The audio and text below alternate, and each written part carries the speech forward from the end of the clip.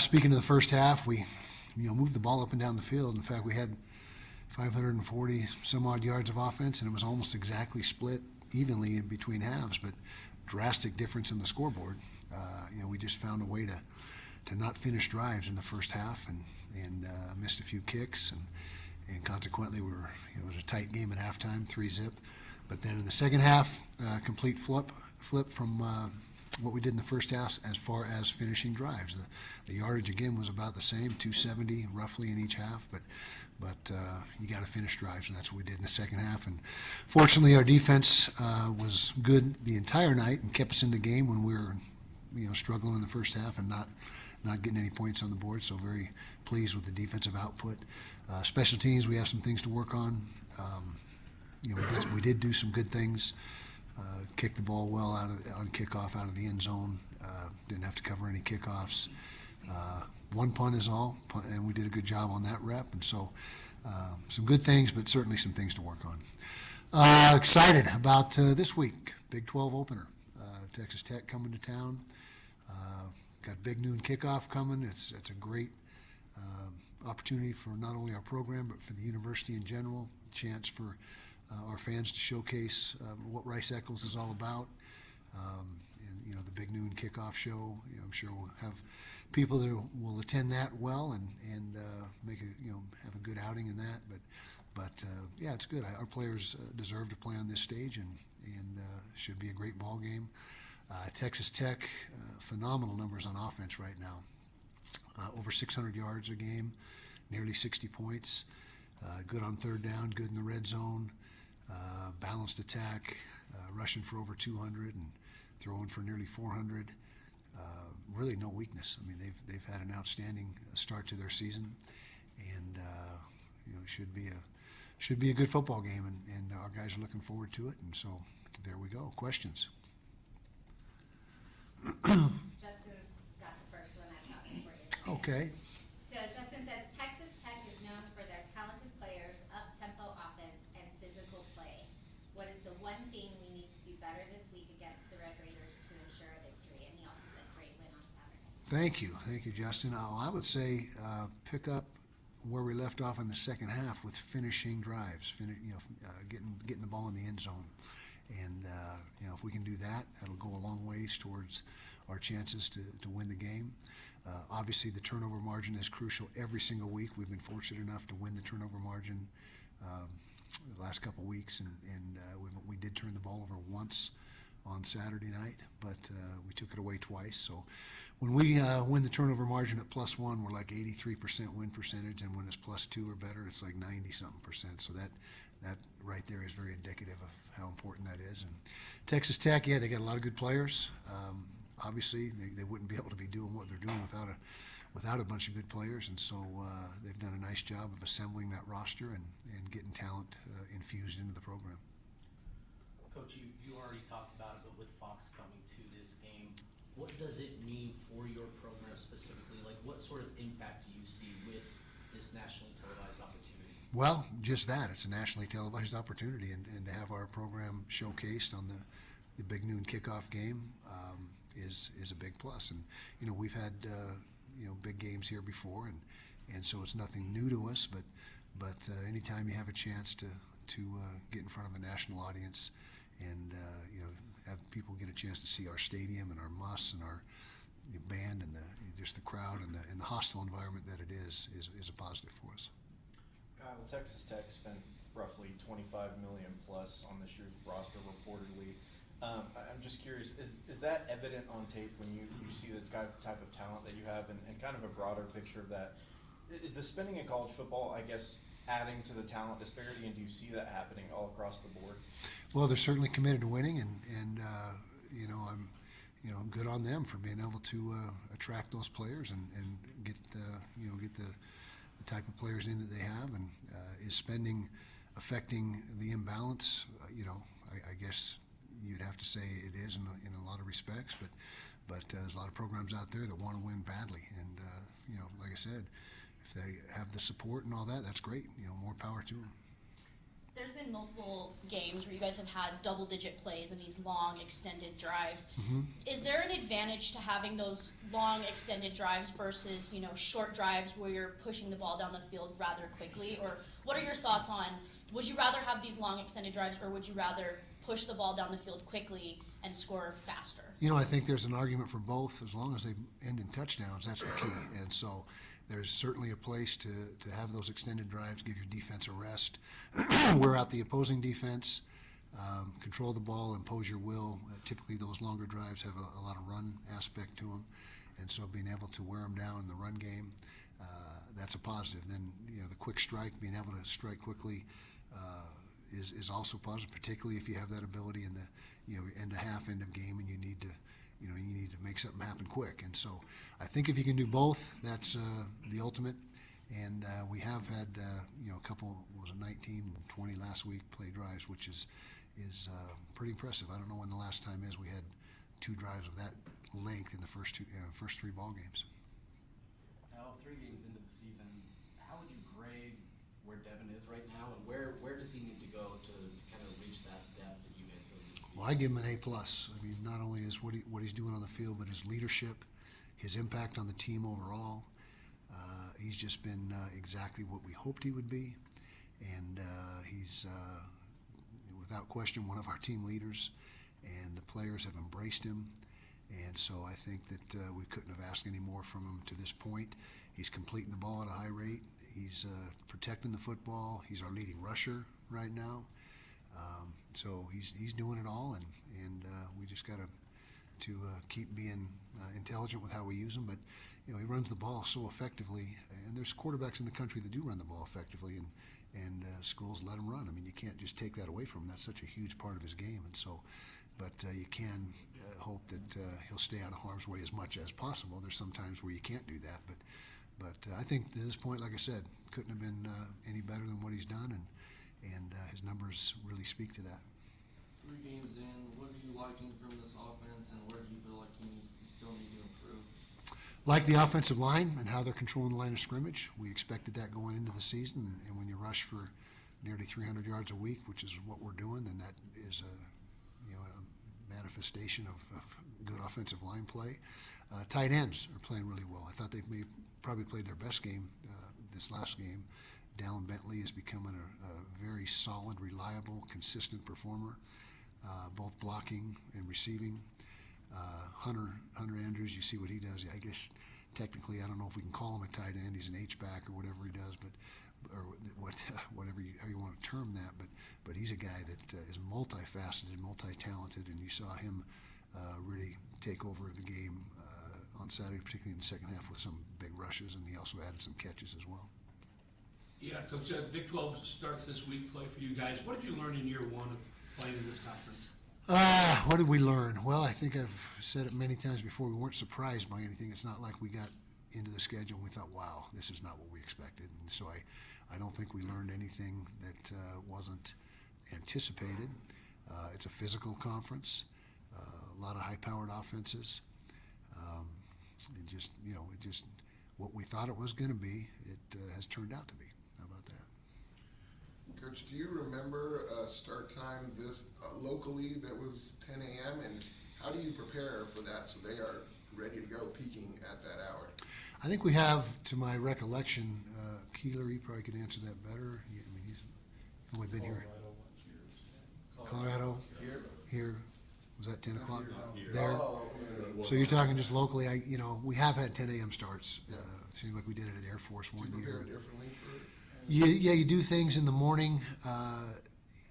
We do things in the morning anyways, but we added a few things in the morning, eating breakfast at the same time as pregame meal will be, and trying to mimic that so their bodies, in the short amount of time that you do have, can acclimate as best you can to what's going to be happening on game day.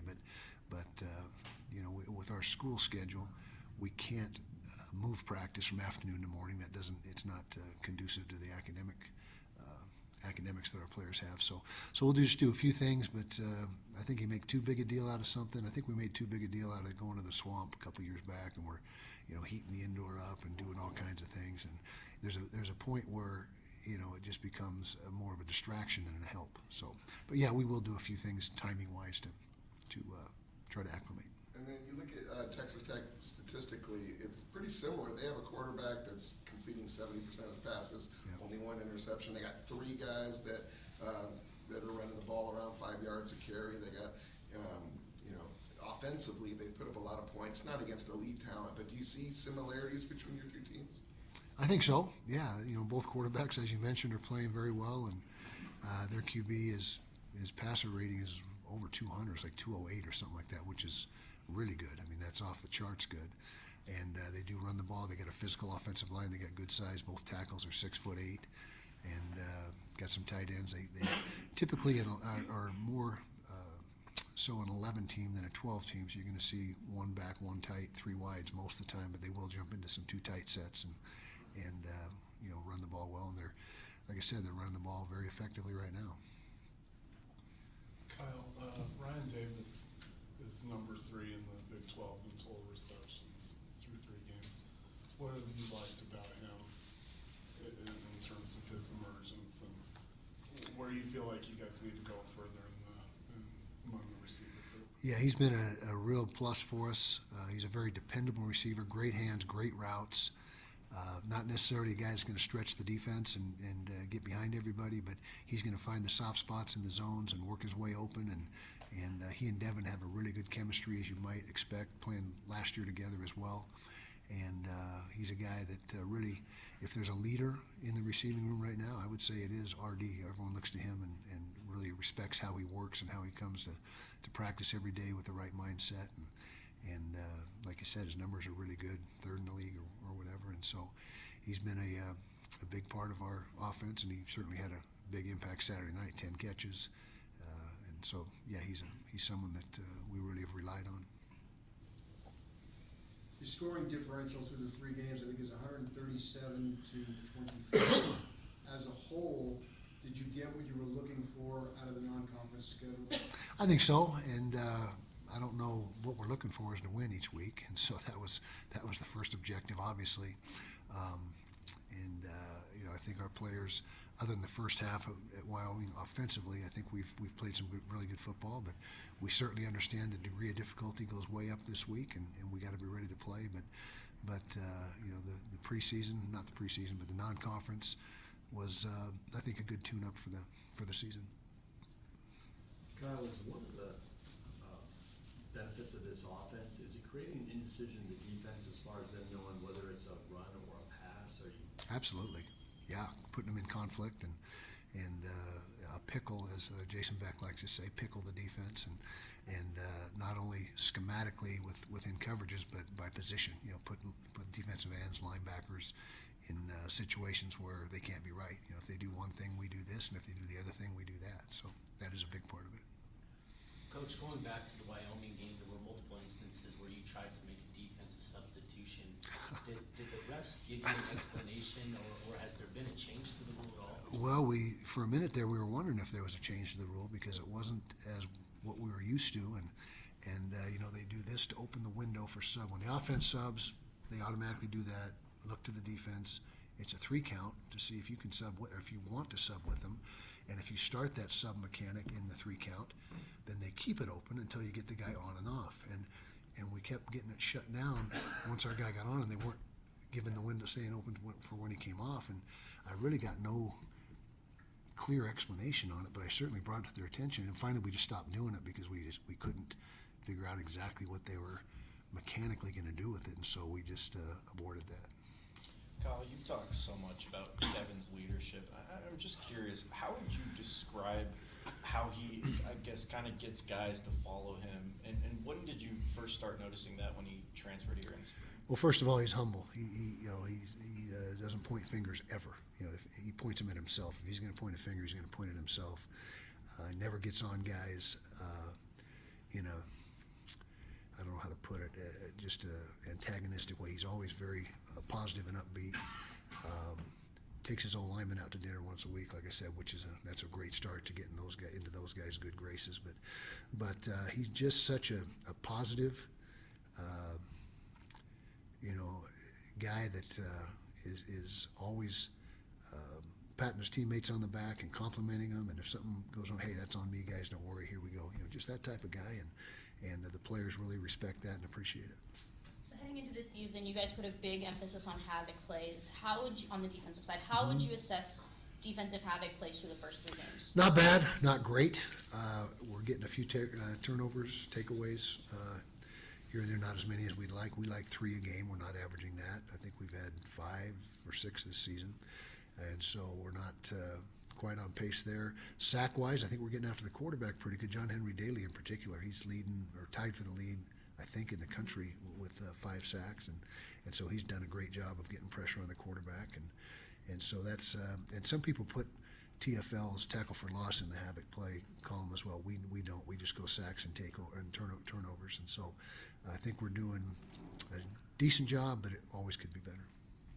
In Jason's offense, it seems like there's been a lot more positionless players, guys that can kind of fill different roles. Do you see that as an evolution in the sport, or is that more of just kind of a wrinkle? And what advantage does that provide having that with the system? Well, that's a good question, and you're very observant because that's exactly what he does. And what it does is puts D coordinators in a situation where how do we treat this guy? Is he a wideout? Is he a running back? Is he a tight end? And, what exactly is the matchup going to be? And that in particular is a challenge for teams that have sub packages, that sub in and out with your different groups. Some defenses will play the same 11 no matter what you put out there, and it's not as big a deal to those guys. But those matchup defenses, it certainly causes problems, and how to identify the guy and how to categorize the guy. And you're right, he has and I've said it before, Jason has a really good feel for getting the most out of his guys and putting them in positions where they can do the things they do best instead of asking a guy to do something that maybe is not his cup of tea. He does a great job of finding their role and maximizing that role. With Rabbit Evans out, where do you think Nate Ritchie needs to improve in his game as he continues to start? Yeah, Nate is a really good football player. Hasn't been as sharp at tackling as he needs to be the first few games. He knows that. We know that. But the flip side of that is always around the ball with the opportunity to tackle somebody. He's got great instincts and great nose for the ball. But losing Rabbit is a big loss. He's a terrific player, and it will be for the season. I can confirm that. It's a season-ending injury now.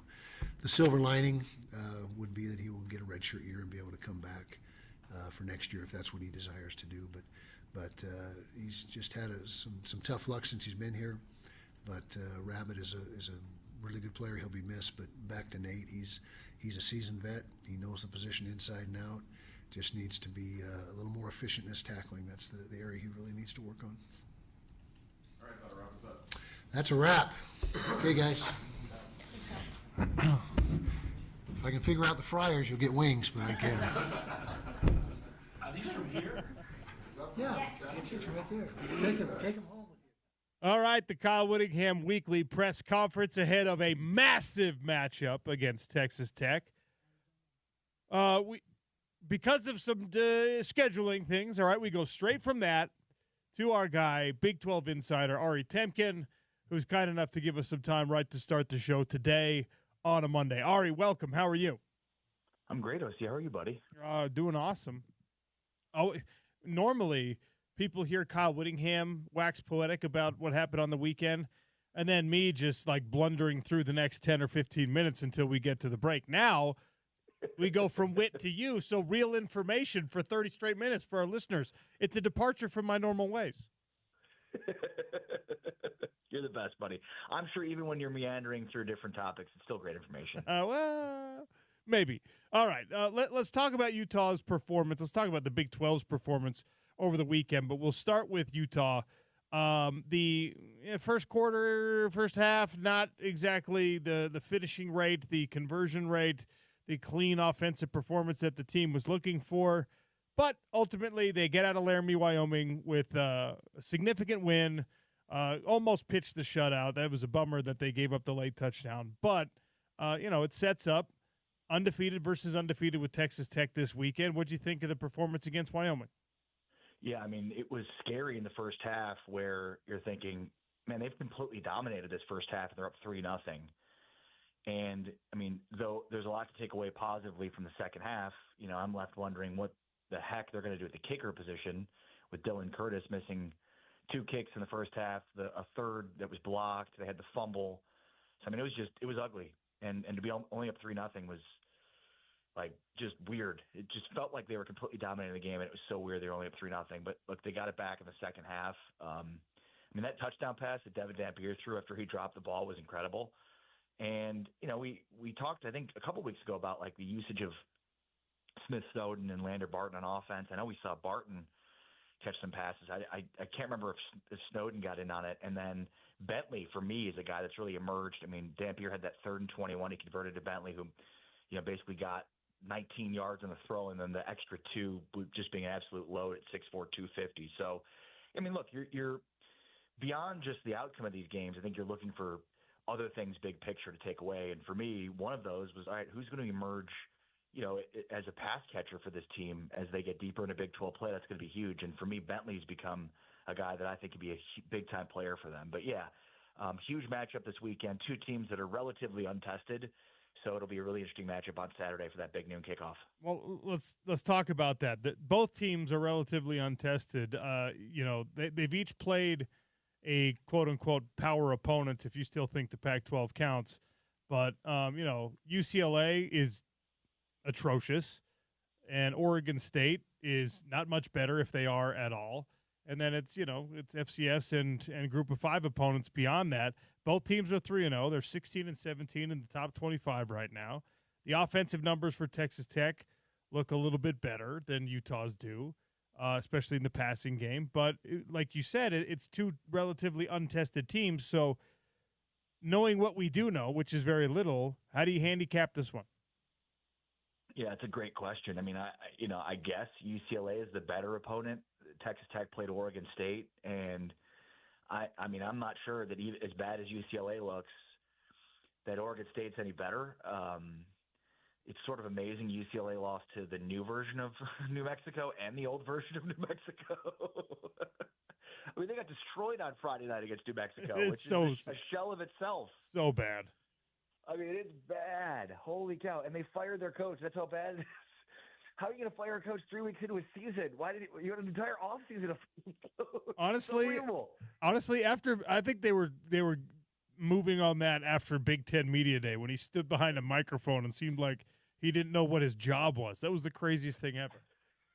Well, you're right. That probably was the first strike against him, and then losing 3 straight games and getting absolutely destroyed didn't help. And yeah, I mean, like in watching Texas Tech this weekend, like thought the same thing with like, man, this will be a good test to at least see where they are.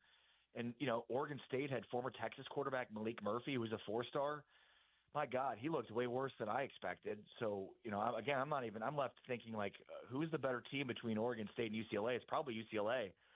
I mean, Texas Tech didn't really play a game in the non-conference where they had to play Baron Morton for all 4 quarters of it. That's how, you know, one-sided their entire stretch was. So, you know, Utah almost in the first half of that game got, you know, more tested than Texas Tech has all throughout the non-conference. And so, like, part of this is, like, how do you deal with being punched in the mouth? How do you deal with going up against a team that, you know, that has faced some adversity? Because Utah has faced some adversity already, again, based on what happened in that first half against Wyoming on the road compared to Texas Tech. Look, these are 2 talented teams. I mean, I don't have to tell you this. I mean, Utah up front on both sides of the ball is really good. We think the same thing about Texas Tech. It comes down to, you know, for me, some of the things we've been talking about, which is, you know, can Texas Tech keep Devin Dampier in front of them?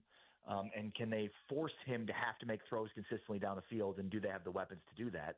And for Utah, I think with Texas Tech, you know, Baron Morton is a guy that has just had issues staying healthy. So if they get after him, if they rattle him a little bit, you know, do they force him out of the game? Because that, again, has been such a big issue with him even going into this year where he's, you know, he had a little bit of an injury after the first week of the season. So, you know, sometimes it just tends to work out in terms of matching up, but like it just could not have worked out any better for 2 teams that are relatively untested in the non-conference to not be playing each other. You know, again, I think this is going to be a really close matchup. I think, you know, for me, you probably give the slight edge to Texas Tech, but it's a home game, you know, for Utah, so it feels like a wash, a coin flip to me. The time slot. People here the atmosphere at Rice Eccles for night games, just like is the case for every stadium in all of college football, is better than for day games. This is a morning game, 10 a.m. in the morning, obviously. I don't know that really changes the home field dynamic as much as everyone else thinks it might, but what are your thoughts on that? Yeah, I mean, look, 10 o'clock in the morning, it sucks. But I think there's a few things. Number one, it puts the Big 12 front and center, which, is that Utah's responsibility? Are they a product of something else? I mean, it feels like nobody really likes this time, and yet it does a really big number. And so, I mean, number one, it's a nod to the Big 12. They could have, and we figured they would have any Big 10 game in front of this, and the fact that this is the best game by far of the weekend, and it's in the Big 12 is huge. But yeah, I mean, and I think if the game were played in Lubbock, it'd be an hour difference. It'd still be 11 a.m., and I think they'd be complaining too about it. So I think you could be united with the fan base from Utah in the fact that both fan bases would be ticked off if this game were a home game for them. And, you're not able to kind of do the normal things you do if you had a full extended, day to pregame. But I also think Utah was bad last year. So you've got fans that are sort of foaming at the mouth for a game like this because you've had now 3 weeks, 3 games against opponents that were completely overmatched. So the fact that this game is so early for me is offset from a crowd noise and standpoint because you've got a fan base that right now has not seen a high level football game in a year at least, and especially from anticipation. Again, nobody likes these games. I mean, just talk to the people in Columbus, Ohio. They hate these early kicks. Everybody hates them, but they seem to be doing really well. So we hear every week about how big the numbers are for these games. So there's going to be a ton of eyeballs on this. We know about the perception of the Big 12. It's not great. These are two teams that are perceived positively. So I'm hoping this lives up to being the heavyweight match that we think it should be. Most of the non-conference opportunities for the conference have been exhausted at this point. I guess TCU, SMU, no longer an ranked SMU team, whatever. There's a couple spattered here and there that you can kind of strengthen your conference resume. But with most of the work done, how do we grade the Big 12's non-conference performance? Yeah, and don't forget UCF also plays North Carolina, so another opportunity for the Big 12 to really take a stab at Chapel Bill. And, this will not be obviously the top of the Big 12 in the same way that TCU was. I would say it was, decent to maybe above average in some ways, disappointing in other ways. I mean, West Virginia, I don't know what to do with them. They lose to Ohio on the road and then have this improbable victory over Pitt. It feels like the Big 12 did its best damage against the ACC, just overall in terms of the wins, the win quality. The only loss there was Georgia Tech to Colorado, a Colorado team that's not very good, and Georgia Tech just beating Clemson looks like they could be an ACC champion. But beyond that, I mean, I think pretty significant wins. The SMU win, the North Carolina win, perhaps 2 wins against SMU, perhaps 2 wins against North Carolina. You got the win against Pitt. The SEC was not very kind to the Big 12. You had the Baylor loss to Auburn. I know Auburn's now in the top 25, but still the Arizona State loss to Mississippi State doesn't look great. And then there's the Big 10, which I think when it's all said and done will look like the Big 12 feasted on the bad teams of the Big 10 and vice versa. So, I mean, yeah, I think it probably went as scripted. There was, the Pitt loss, the backyard brawl win for West Virginia was definitely a surprise. But beyond that, I don't know how big of a surprise Baylor was in beating SMU. Certainly the way that it happened was pretty wild, but I think going into that game, you expected Baylor to win, especially given what they did the week before. So, and then you had multiple, losses that were just inexcusable. I mean, K-State looks really bad, and they lost to Army. They finished 1-2 in the 1-3 if you count their conference game against Arizona. But I mean, they basically have not even looked good even in their win over what we think is a middling FCS opponent in North Dakota. So, yeah, I mean, the West Virginia loss to Ohio, the Kansas State loss to Army. I think week 2 is really tough on the Big 12. Week 3 was much better, but it wasn't like there were any games that were hugely surprising beyond the West Virginia Pitt game. So I'd say overall, like, okay, decent. Not anything, though, that you're going to scream from the mountaintops about how much better the Big 12 is than other conferences and the fact that they should get, a second bid due to how good they are. Now, we'll see how this thing plays out. I mean, you kind of have what you have, as you pointed out. OC, like, this is what your record is in the non-conference. These are the games you lost. These are the teams you lost to. So now I think, for this league to be its best version, it's got to be more top-heavy. So, Utah, Texas Tech are two teams that are going to meet, obviously, Saturday, and I think these are two teams that need to be towards the top of the standings. I think Iowa State is a team at 4-0 now that needs to be towards the top of the standings. They probably should be a top 10 team, but they're not. So, I just think, there's some games here in the Big 12 to start that'll be kind of for the middle of the conference, but the top of the conference needs to really stand up and dominate. We cannot have just, teams looking really good one week and then losing the next week to a middling Big 12 team. So I think, now you turn your attention towards, is this league still a league of parity? Because until proven otherwise, it is. And that's where you're going to have teams from the mid-tier beating teams from the upper tier and teams from the bottom tier beating teams from the upper tier, and crazy things happening on a week-to-week basis where it comes down to coaching decisions made at the end of games that helps you win these one-score games. We need to see the talent these teams have. Utah and Texas Tech are two that certainly stand out in having talent above everybody else, and win a lot of these games in the Big 12 and make them more top-heavy, because that is, at the end of the day, the best thing for this league in order to get, have a credible champion in terms of winning the conference, but a credible potential for a second bid. Who's better, Houston or Arizona? It's a great question. I think it's Arizona, but I'm not sure. And I think, you can make a pretty good case for both those teams right now. I mean, Arizona's a great story in terms of, they had nothing on defense last year. They were really injured and were just really bad defensively. And then they had no running game. And so it was really all on Fafita and on Tetro McMillan. I mean, that basically was the entire situation for them. And obviously their record is an indication of that. Well, right now, I mean, they've got with what we saw from Ishmael Mahdi, what we've seen from him in the non-conference as a running back, this is a well-traveled player who's been successful. And I mean, he lit it up against K-State. And then defensively, like, they were just living in the backfield. I mean, Kansas State has proven in 4 games that they are not nearly as good up front on both lines of scrimmage as they need to be or used to them being.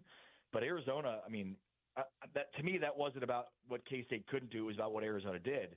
And then on the other side, Houston, while they may have, like, Kozoil, I think, is a legit weapon. I'm still a little bit curious in terms of their legit downfield weapons.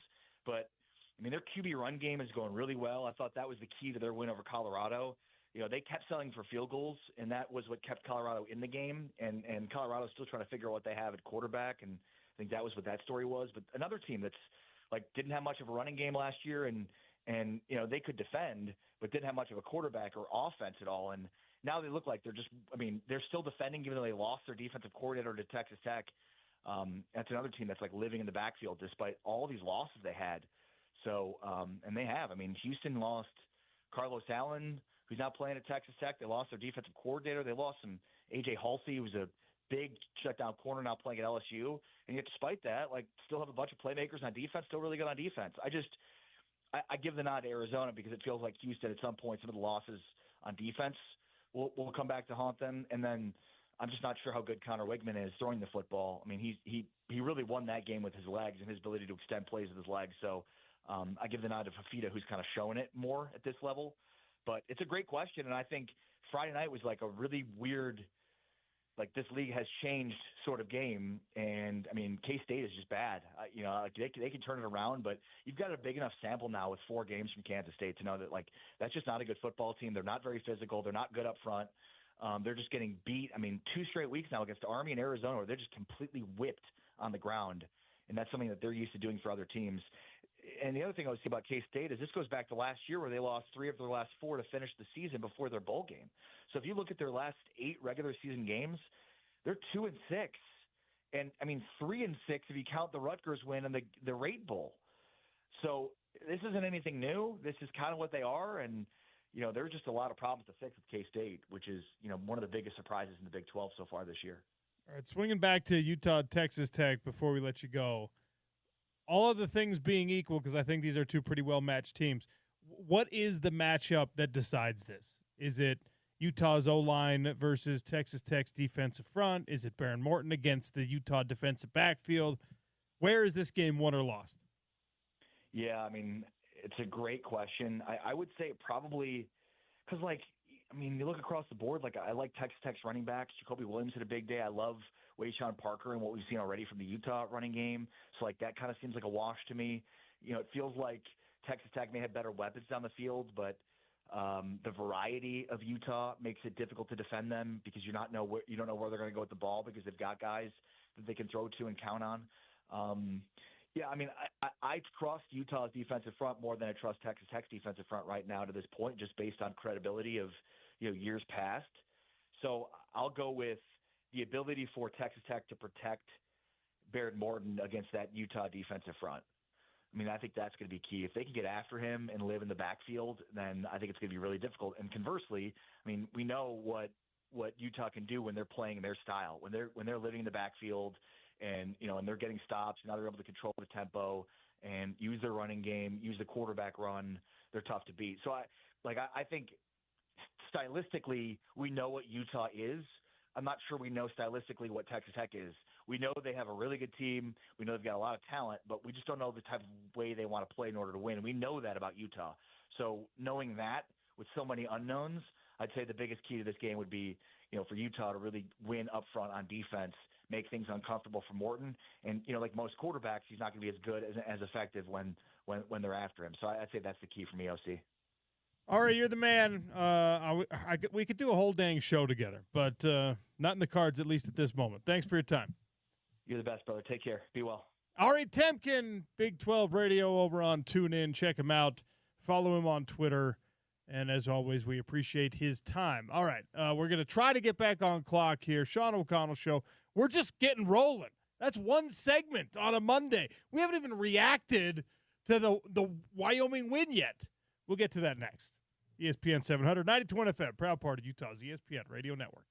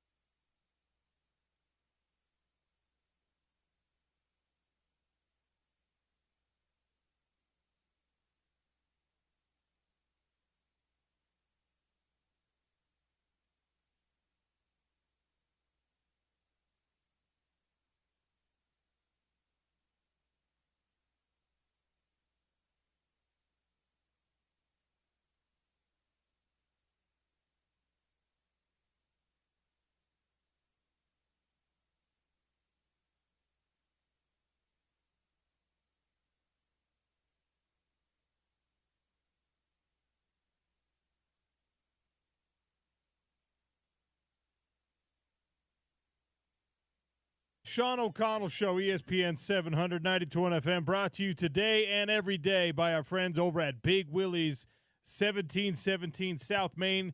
Swing on by, tell them OC sent you. Grab the lunch special. Maybe grab a draft beer, a craft cocktail, just a soft drink if you got to finish your day of work. Or go after work when it's time to unwind. Whenever you do, say you heard about them on ESPN 700 and 92.1 FM. All right, Martin is holding it down for James today. Got some family business to attend to. Martin, what a pleasure. We've never done a show together before. No, we haven't, and I appreciate the honor. Thanks for allowing me to be on today and producing your show. And yeah, that was a good first segment with Ari and listening to Coach Witt there, huh? Yeah, great stuff from Kyle Whittingham. He's lighthearted on a Monday heading into a massive week.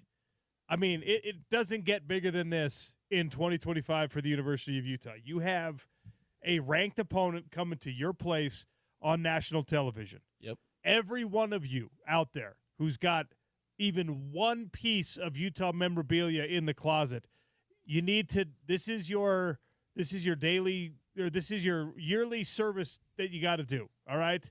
This is your make it qualify for your elders quorum duties or make it qualify for whatever charitable cause. You got to show up either at the game itself if you have a ticket or you can obtain one, or you got to show up in the parking lot, show up in the background. You got to show up. Make it your breakfast plans on Saturday. Tell little Johnny, little Timmy, little Susie, hey, sorry, I know you have a soccer game. I know you got a Ute Conference football game, but we're doing this, okay? We're doing Big Noon. Just kidding. Don't do that to your kids. The kids are the only excuse that gets you out of your duties to show up for Big Noon kickoff. It is a national spot where the program can be highlighted.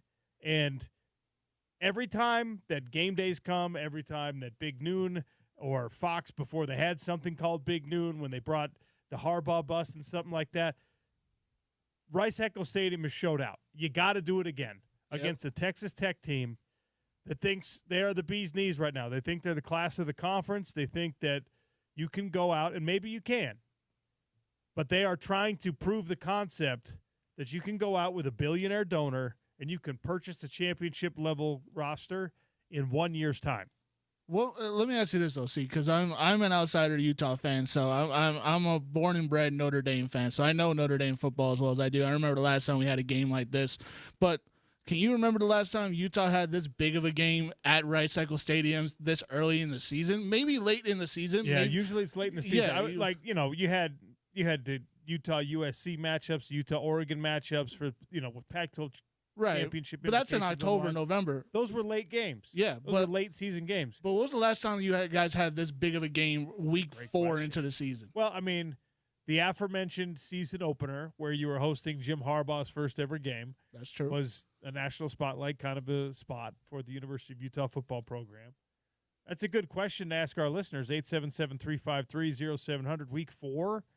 I mean, for me, when you saw the shift of the rivalry game to early season, when you were playing BYU as a non-conference game, and those were week 3, week 4 games, those are, for me, locally relevant. Those are personally relevant because that's my favorite sports day of the year when Utah plays BYU.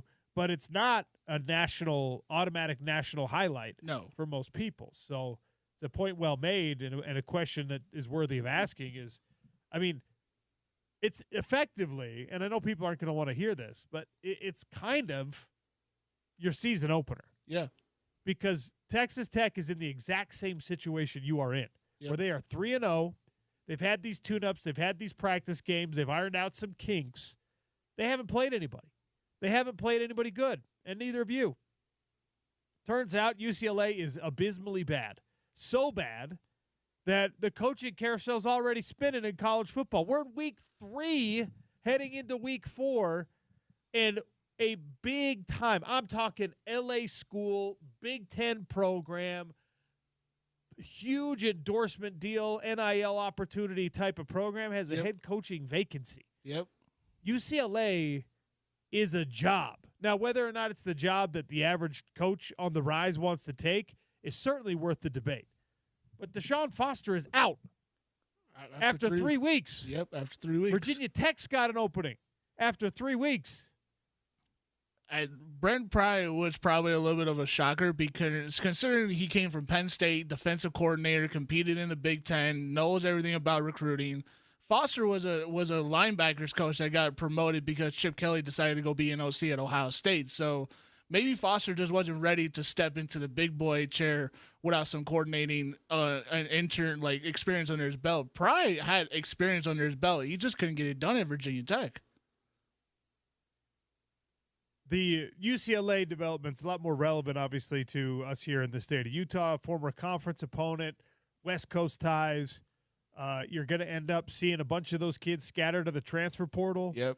Utah's probably going to snag a couple of them. USC is going to snag. I mean, it's going to be a bloodbath, right? Now, the real question for me is, does it affect the Utah coaching staff?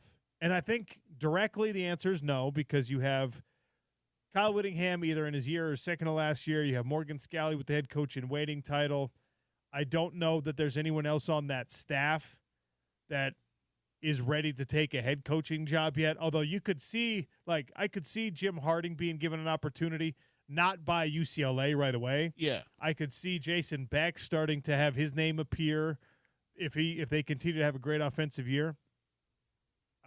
I tweeted about this weekend. I'm actually a lot more nervous if I'm a BYU football fan about what a UCLA opening means for my school, for my head coach, for my defensive coordinator, for the connections I have, because more Kalani than Jay, although I think Kalani wants to go nowhere but BYU, I think you would have to, he's going to take a stick of dynamite to get him out of Provo. It's got to be double his salary. It's got to be limitless NIL transfer, no restrictions whatsoever for him to turn that Bruins program around. And Jay Hill, I think, every team wants to go with offensive glory.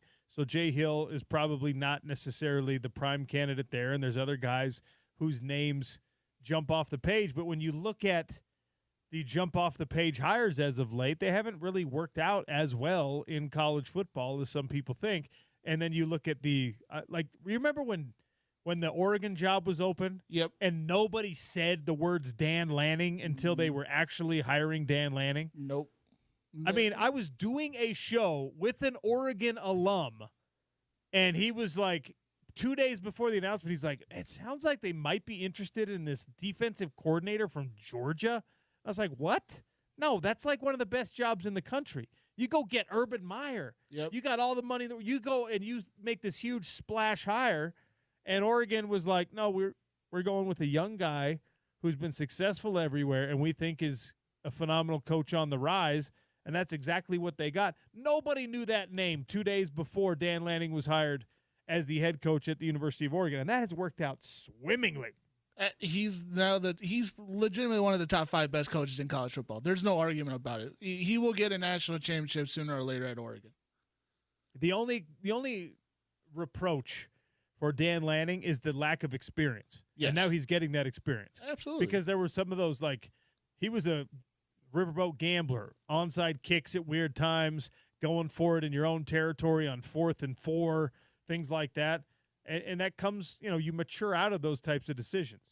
And he's done it with 2 transfer quarterbacks. I mean, Dylan Gabriel with his horrific injury that he had at UCF, he came back from that.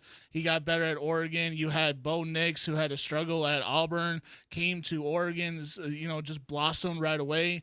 And now he's got 2 young guys at Oregon that he's just grooming and getting them better and better every week.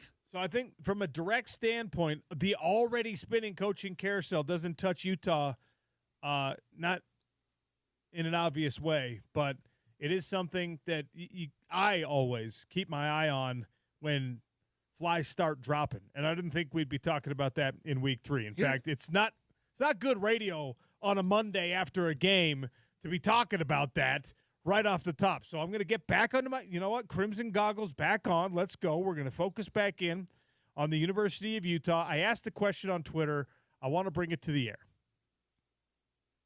Big noon kickoff. Texas Tech, Utah. 877-353-0700. At Real OC Sports on Twitter. Your level of confidence, knowing that you're untested in some ways, Texas Tech is untested in some ways. You've got some of the best defensive individual performers in the country right now. Texas Tech paid a bunch of money for those guys, and they're not yet showing numbers. But they got one of the most efficient quarterbacks in the land, and I'm not just talking about the Big 12. I'm talking Baron Morton is dealing on a national level right now. So your level of confidence, and the poll has 4 options for you. Sure win, confident, 50-50, all hope is lost. At Real OC Sports, go cast your vote. We'll talk about it next on the Sean O'Connell Show. It's Utah's #1 sports talk, ESPN 700, 92 on FM.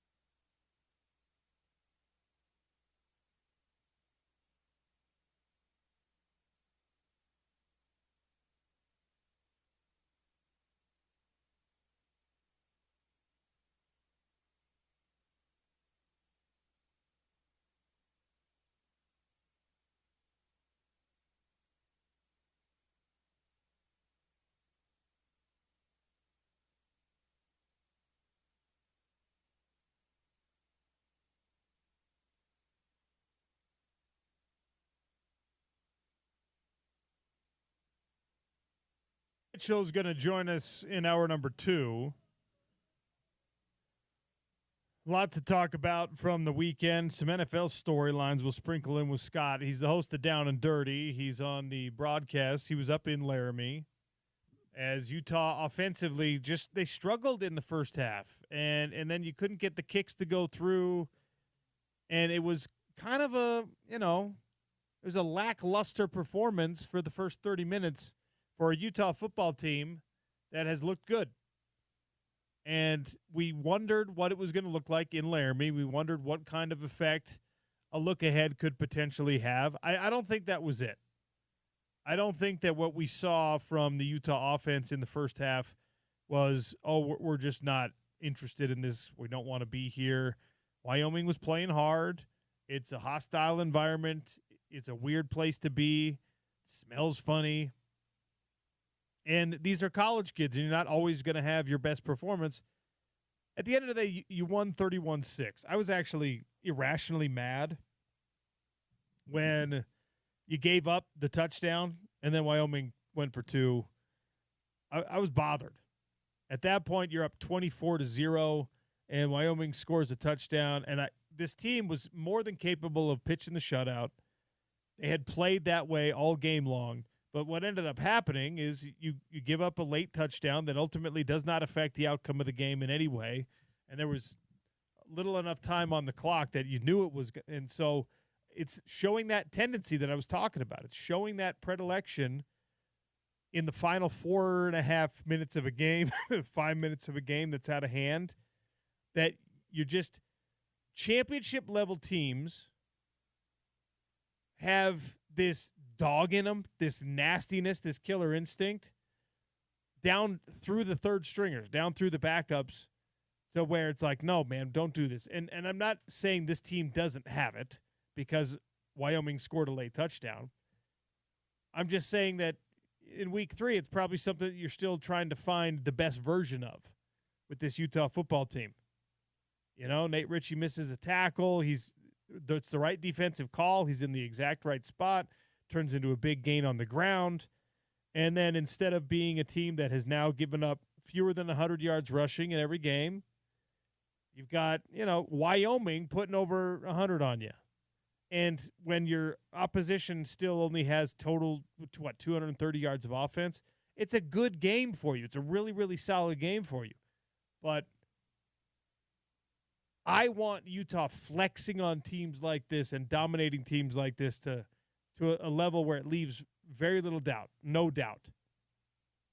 Even on an offensive day where you couldn't get points on the board in the first half, you're building these drives, you're not punting the ball away. I mean, it was an odd scenario. And your defense is holding serve all the way till that last 5 minutes. And then it's like, dang it, why'd you give that one up? Just like last week, I'm being very nitpicky because the level of competition that you are about to face against Texas Tech is, at least what on paper, a significant jump forward. Utah's first 3 opponents, Wyoming is probably the best of the first. Wyoming's not probably the best. Wyoming's definitely the best of the first 3 opponents. Wyoming is better than UCLA. UCLA stinks out loud. UCLA is 0-3 and they fired their coach. UCLA lost to Utah, then UNLV, then New Mexico. The same New Mexico team that your Utes stole the best players from and the offensive coordinator from. And last year, their head coach went to Utah State and took the rest of his coaches with him. Who's the kid? Eck? Yes. Eck is the new coach at New Mexico? Yes. Good on him for rallying. That was a carcass that had been picked over by every team in the West. What happened at New Mexico last year where it was just like, oh, man, these guys are close.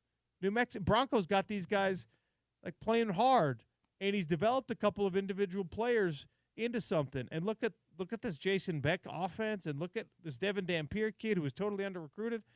And in years past, that's a wonderful story. Yep. If you're in New Mexico. Now it's a tragedy because this hope that starts to just barely, it's like a little sapling pushing up through the crusted New Mexico soil and showing a little green shoot. Oh my gosh, that might someday be a flourishing apple tree or a pear tree or whatever else grows in the high desert, a peach tree. And instead, just like, nope, sorry. We're taking your best players on offense and on defense. And the coaches that helped to fertilize and cultivate and till and water this ground so you can get that tiny, tiny little shoot of springing hope. Nope, they're gone too. So credit to New Mexico for beating a UCLA team that is just, abysmal. And by the way, New Mexico accounted decently well for themselves against Michigan at the Big House, and then they beat Idaho State. So we're not here to talk about New Mexico either. The reason I'm bringing that up is because Wyoming is a better team than UCLA. So you got a better test from Wyoming than you did from the Bruins, which is not what we had on our bingo cards. But you are still untested because you're going up against a Texas Tech team now that has like 11 NFL dudes on it. I mean, it's pretty incredible what $25 million can do, huh? And there is that, which, of course, is the major story about Texas Tech in this offseason. But you know what Texas Tech has that even other teams that have thrown a bunch of money at big-time transfer portal guys, you know what they have that other people don't? They have a quarterback who knows the system, is experienced, and is poised. Yeah. And Ari Temkin made some valid points about Baron Morton and questions about is he durable enough? Can he stay healthy? That's really the only question for Baron Morton. Baron Morton is among that top 5 quarterback club in the Big 12 Conference that includes Sawyer Robertson, includes Devin Dampier, includes Baron Morton, includes Rocco Becht, that we thought was going to include Sam Levitt. So far, no good. That we thought was going to include Avery Johnson. So far, no good. So it might be 4. Might be 4 guys. Who am I missing? Oh, Jalen Daniels from Kansas, I think, still belongs in there. So you thought that Nico Iamaleava was going to be that quarterback test that you had to pass. Instead, you got this question mark about what the bleep happened to UCLA and Nico. Now you're going to find out how you play against an elite-level quarterback when Baron Morton is chucking the ball at your defense. Anyway, we got to take a quick one here. We'll close out hour number 1. Hour number 2 begins with the host of Down and Dirty, the NFL veteran, the Utah football legend, the radio analyst on all of our broadcasts, Scott Mitchell, next on the Sean O'Connell Show, ESPN 700, 92.1 FM.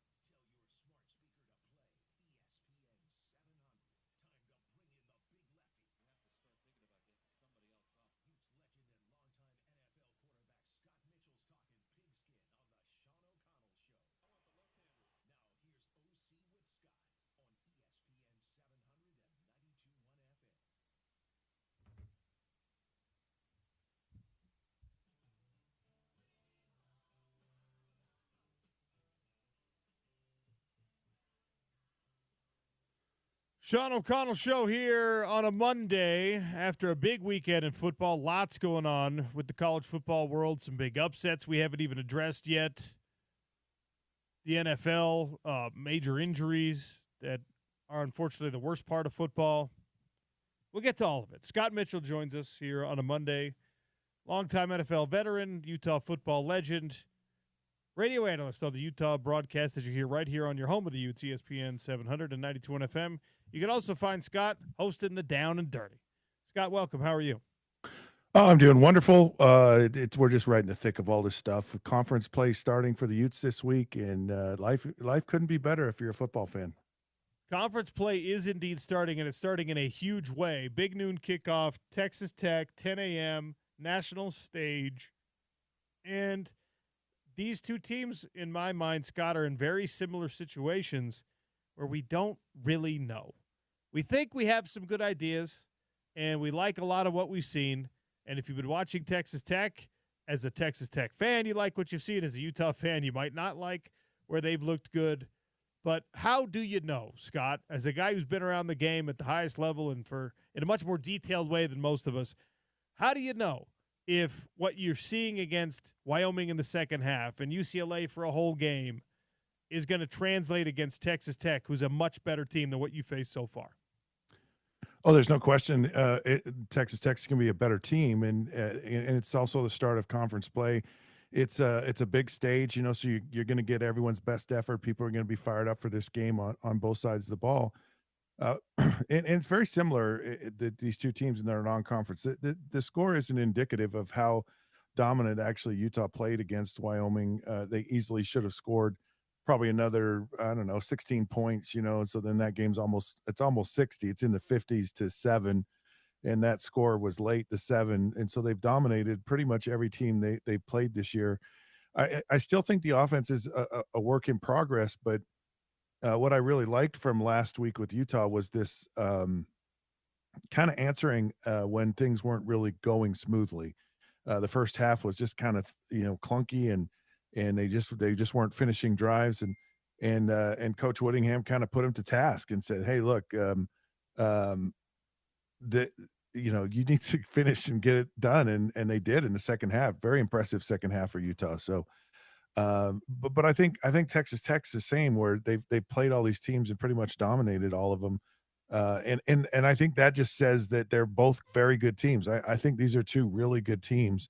I think these are two teams that expect to do well this season. They know that this is a big game, and they'll be ready to show up. The question is how well did your non-conference prepare you for the upgrade in competition? And I don't know, because UCLA had players, and they have stuff. I don't know how much stuff, but they certainly don't have a winning culture, and things were they had to be pretty bad there for the coach to get fired that quickly. Cal Poly, was okay, but Wyoming showed up, and they kind of gave a good effort, and I think that was probably the most challenging game Utah's faced this year. So I think our defense is going to play well. It'll be a challenge. Because his team throws the football a lot. But I think one thing that Morgan does is he kind of, he comes into a game. Sometimes he's really dialed into what people are doing, and sometimes it's a little bit of an adjustment. But the one thing that's really nice about Morgan through the years in this defense is they figure it out. They adjust, and so you might see some explosion early, but Utah just never really gets blown off the map by teams in games. And I think, Texas Tech shows a unique challenge I don't think Utah's seen this year. So you might see a little bit of kind of catching up, or getting in tune with, or getting kind of comfortable with how they're going to attack you. And I think the defense will settle in. The offense, has done so much to be like a moving target for teams. I don't know how you zero in on what Utah does offensively, because so many different people have touched the ball and are involved, and then you have a quarterback that's a dynamic player. You can be very, very productive with offense, which I think that Utah's been, and you have those combinations. That's really good. The big question for me has always been, how quickly does all this talent that Texas Tech has assembled how do they kind of mesh together? And I think it takes some time. I mean, the advantage Utah had is the quarterback and the coordinator were, you know, here before, so that helps in the early season success. And I don't know, I think some teams do just fine, and I think others struggle. And I don't know where Texas Tech is. I do know though that Utah will be competitive and have a chance to win every single game the rest of the year. And I think that's all you can ask for. And we'll never really totally know until we get to the games. But I really like this Utah football team, and I like their chances Saturday, and I like them the rest of the year. Did you ever have in your long and illustrious career a rep like the one we saw from Devin, where ball slips out of his hand, recovers, throws a touchdown pass, just a dot into the back corner of the end zone, about to be a total disaster, and the heroics flip it around? You ever have a rep like that? Oh, of course. I had them all the time. It's just my whole career was chaotic, and no. The biggest thing in those situations, I've had it where it's gone well, and I've had it where it hasn't. And Devin alluded to it after the game. He said, the bounce of the ball, and it happened kind of so early, and I sensed that there really weren't a lot of people around me, that I knew I could still make a play happen, because the biggest thing you usually do is you turn one bad thing into two or three, and you go from bad to worse typically in those situations. And so having kind of an awareness of the situation and understanding that, every situation's unique, just because the ball comes out of your hand, you shouldn't automatically fall on it. Most of the time you should just live for another down kind of in that situation. But, it bounced the right way, and he was savvy. There's a lot of times when it kind of breaks up your whole rhythm of a play, and you just all of a sudden get instinctive, because that was a very just instinctive throw. He saw it and he threw it, and he threw it, a dart right on point. And that kind of happened. So I like that he's aware of, a lot of situations. He's got a good moxie, a good football savvy, and it showed in that situation. But the other part of it was Larry Simmons, who is of course a transfer, and a guy that they were, had hopes for, and that was his first catch. So it was right at the end of the third quarter of the third non-conference game. This guy gets his first action, and it's a big play. And I like that, Larry Simmons' mind is in the game, that he's focused, that when the answer comes, he can answer the bell. And so that was one thing I was really appreciated, and one of the plays I liked the most, not necessarily from Devin's side of it, but from Larry Simmons. Here's a guy, hey, I know in a critical situation, when it really matters, that this guy's going to come through for me.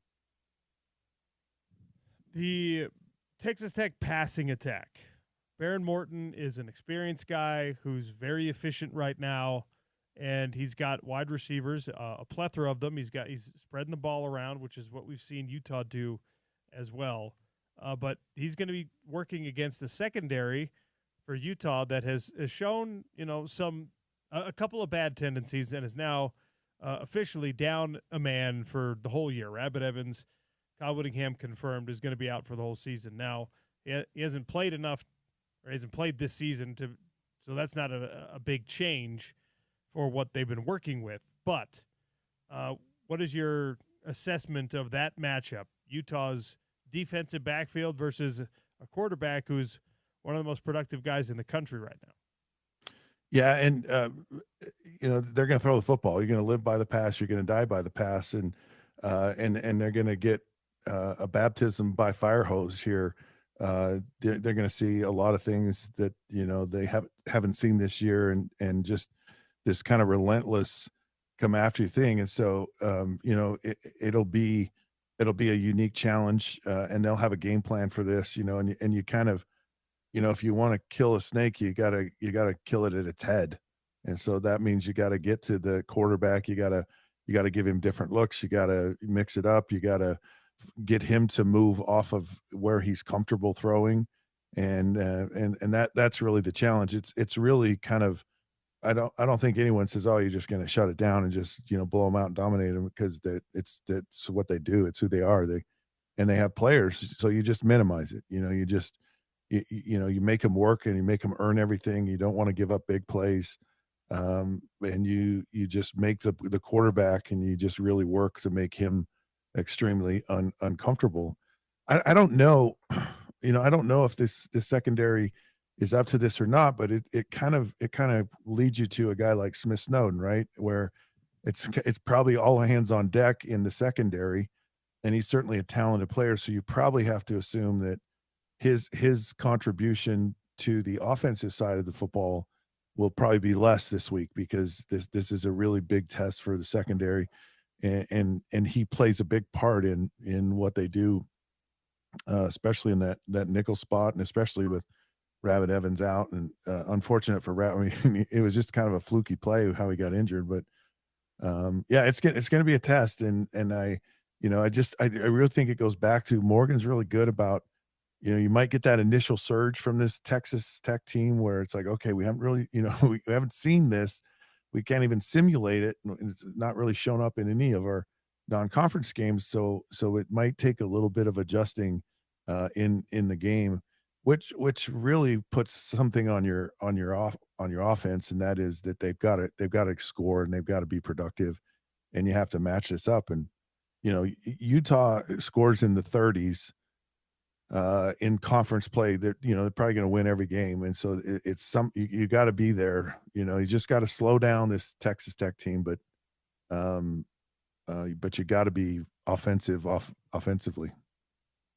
Scott Mitchell's our guest here on the Sean O'Connell Show, talking Utah football as they come off a win against Wyoming.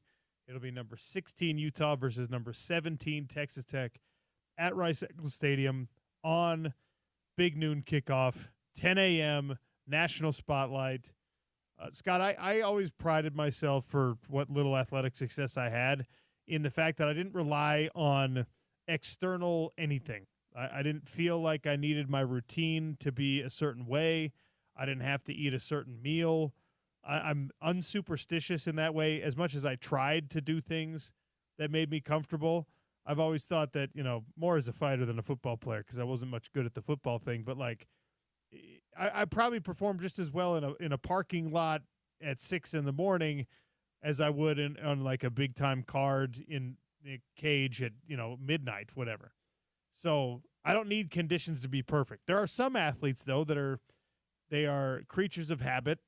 There are some coaches that are much better when they can line their pencils up just so on their desks, and this game potentially throws that off. Is that something we should be worried about?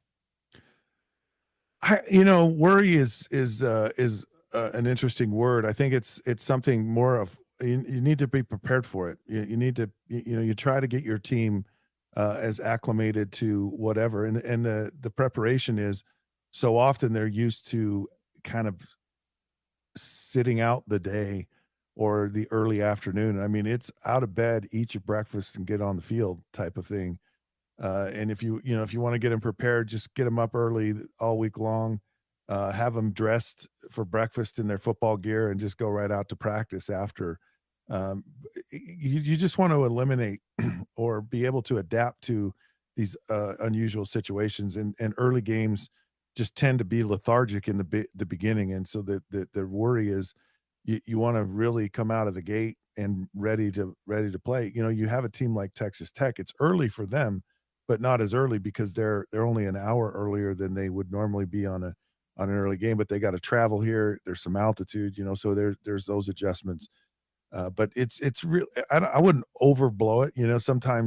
Sometimes you can make too big a deal out of this stuff, but it's a real thing at the time to me, and I think to a lot of people. And the real thing is you just got to wake up early and just get yourself going and get ready to play a game. And it's really, I don't want to say it's something that's, I don't want to make too much of this, but it's your body just gets conditioned to a certain way or a certain time, and making that adjustment is something you gotta deal with and handle. Now, how they do it is kind of up to them, but I think there's something to it. Just like crowd noise, it's just like when you go a lot of time zones, it's just like when you go to a hot weather place or a cold weather place, or if it's going to rain, you have to prepare for it. So it's not just a massive shock to your system when you show up on game day. Utah fans in the Pac-12 kind of learned to hate USC for what USC represented, right? Big blue blood, unlimited funds, all the money in the world to spend, etc. Oregon got a little bit of that. I think there was more respect for Oregon and its fan base and its program from the Utah fan base. But, I mean, is this how we have to feel about Texas Tech now? Because they're the rich kid on the block that can buy whatever they want. Texas Tech is now the team that can go. They're showing up to the high school parking lot in like the Lamborghini, and you're driving the old hoopty. Like, what the heck? Should we have that resentment for Texas Tech that they are? I mean, they're bought and paid for team. It feels like everyone's kind of bought and paid for these days, or they're getting something. And so I don't know if it's that, full of hatred. And I think a lot of that will depend on how well Texas Tech does. It's an experiment right now for them. They had a strategy, and it was very bold and very aggressive, and they dug deep into NIL, into the transfer portal, and spent a large sum of money and got some really good players and quality players. And so the question is their investment going to pay off on the field? And if it does, then then I think it even throws a wrench deeper into college football. And that is, hey, look, if Texas Tech can do it, anyone can do it. And maybe you see more and more teams out there vying for and trying to buy a team for success. So you get the right kind of booster that has the right kind of ego and just not happy with where things are. You just say, no, we're not going to do this anymore. And but it remains to be seen. I don't know if it translates into that. Before the season started, I was like, I feel like getting Texas Tech earlier in the schedule is better for Utah, and getting them at home. I think that Lubbock and that kind of environment where they are, that's where they're really comfortable. And part of getting them early is they'll probably be better and more seasoned and more comfortable with each other as the season goes on. So there is something to. I mean, having really good players is half the battle. To your point about hating them, they still haven't done anything yet, and if they do, then of course we're all going to be jealous because we want to buy championships too. We want to, and we'll be mad that they can do it. If someone strikes oil here in the state of Utah and you get an oil baron somewhere, maybe you run into that here. I don't know. I think we don't have oil. Maybe if you strike like a Diet Coke geyser here or something, you can supply to the soda shops. That'd be we just get a conglomeration of all our sweets, the sugar cookie thing or some Sodalicious thing or whatever, and we're off and running. Did you ever deal with turf toe, Scott? It's a good question, and it's a weird. No, I never did, but it's a real thing, and you don't realize the significance of how important that big toe is until you don't have it, and it's debilitating. I mean, everything we do, every movement, it starts with our feet and our ability to kind of firmly plant ourselves in the ground. And when you can't, I mean, it kills everything. I've never heard of the surgery side of it where you had to have surgery for it, but we're seeing that with Jadrian Zipper, and then of course Joe Burrow having surgery. It feels like, oh, come on, suck it up. It's it's your toe, and then it's like, no, it's your toe, and it's the root of everything. The ESPN just showed a graphic where I asked the question as Scott just elucidated, because Joe Burrow is out with turf toe, probably 3 months away as he gets this thing taken care of. And there's a bigger question here about the Bengals and how they have surrounded Joe Burrow with elite offensive weapons at his disposal. But ESPN just showed a graphic about half an hour ago that his offensive line has been like abysmally bad, especially against pressure. But he's had a bottom, 6, bottom 8 offensive line in terms of his pressures in the league since he was drafted. And you got this Ferrari. I heard you on your show earlier today, and I thought it was a good analogy. You've got this like high-performance sports car, and then you're just kind of leaving it out in the sun at the beach where the elements are going to destroy it. Yeah, it's a hard thing with a salary cap. Again, it's why I think they should just eliminate the quarterbacks from the salary cap, and just have them have their own special category. Like you still have to have a cap for them. Like you can only pay, so much, and just have it gradually go up over time, and so they're not eliminated from, but it doesn't count, and that way you can have solid teams because it's a really sad narrative when we have these tremendous athletes and players, and Joe Burrow is certainly one of those, that we don't get to watch, and we don't get to really enjoy, and then all of a sudden they start having injuries, and then they're not the same. Like you said, it's left out in the sun. It's been put together with shoddy parts, and it doesn't run like it should or did. And that's a shame. And it's the same in football and sports. And what makes the NFL so great are the great players. I mean, it's built on a league of superstars, and that's by design. And you really need to do everything you possibly can to make sure that those superstars are able to perform. And as great as you want to be and all the skill players you want to have, you go nowhere without an offensive line. You go nowhere without a defensive line. I mean, you go nowhere without either of those as a team.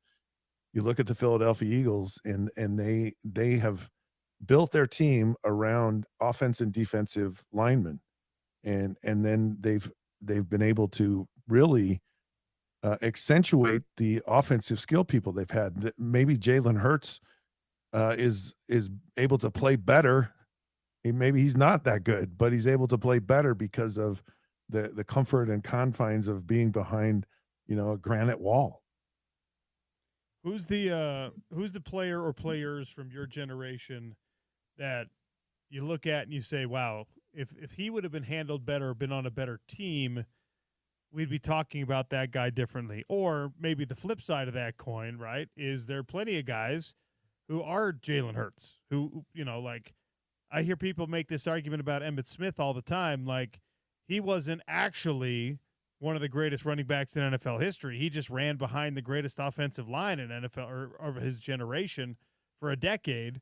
And that's not how I feel about Emmitt, but I could see how people might come away with that kind of opinion because he had such a monstrous group blocking for him. So in your group or in your contemporaries, who are the guys who are best handled with the talent around them and maybe the worst?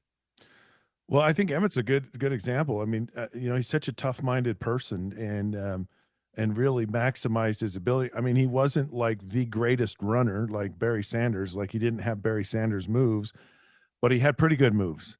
But he had a toughness about him that was, far greater than Barry Sanders. I mean, he was a guy that would run between the tackles. And but he also benefited from not just a really good offensive line, but he had complementary players around him that really helped. I mean, a guy I think who was so blessed is Steve Young. Steve Young stays with the Tampa Bay Buccaneers his whole career. You don't really get to see what the true nature of Steve Young was. I don't know that Steve Young is in the Hall of Fame if he stays with the Tampa Bay. I don't know that Steve Young stays healthy enough to play, because he would have run around a whole lot more than he did. I think we could say that if he had stayed with that version of the Tampa Bay Buccaneers, like, we don't talk about Steve Young. He's not on TV anymore. Like, he's working in private equity exclusively, if that's what his NFL future had been. No question about it. And so I'll tell you a guy who had immense talent, and we've actually had conversations about this, is Jeff George. Jeff George was as talented a player as there was. And we were drafted in the same year, and I joked with him one time. I said, man, I was so jealous of you. I just hated you because you were the first pick in the draft, and you got all this great stuff. And he goes, man, that's funny because I was jealous of you. He said, I would have killed to be mentored by Dan Marino and Don Shula. He said, I was thrown to the wolves. He goes, the only guy I had that was any help to me was Eric Dickerson. And what the heck does he know about throwing a football? Yeah. And he goes, I took a lot of lumps and I learned the hard way. And quite frankly, I got a reputation as being, difficult and kind of a little bit moody. And he goes, and just so you know, Jeff Georgia, I absolutely love the guy. I think he's wonderful, and I really have grown to appreciate. And he had a pretty solid career. A guy like Vinny Testaverde, played a long time in the NFL, and in the right circumstance, he could have been a better player. Of course, he went to Tampa as well, and I mean, and then you have guys like, I mean, even though they're in the Hall of Fame, and they're and in fact, Sterling Sharp just got in the Hall of Fame, but Terrell Davis and Sterling Sharp, who were really good for a short period of time, and had they not gotten injured, they're certainly players. There may be a lot of players out there, oh man, that we don't even know about just because they were put in the wrong situation. I mean, like, take a guy like Kurt Warner and how it was near impossible to have happened what happened to him. I mean, it just is. I mean, he started out, he was so bad, like he wouldn't go in a game when he was with, or a practice rep when he was with the Green Bay Packers, because he wasn't ready for it. And then he goes and has a Hall of Fame career.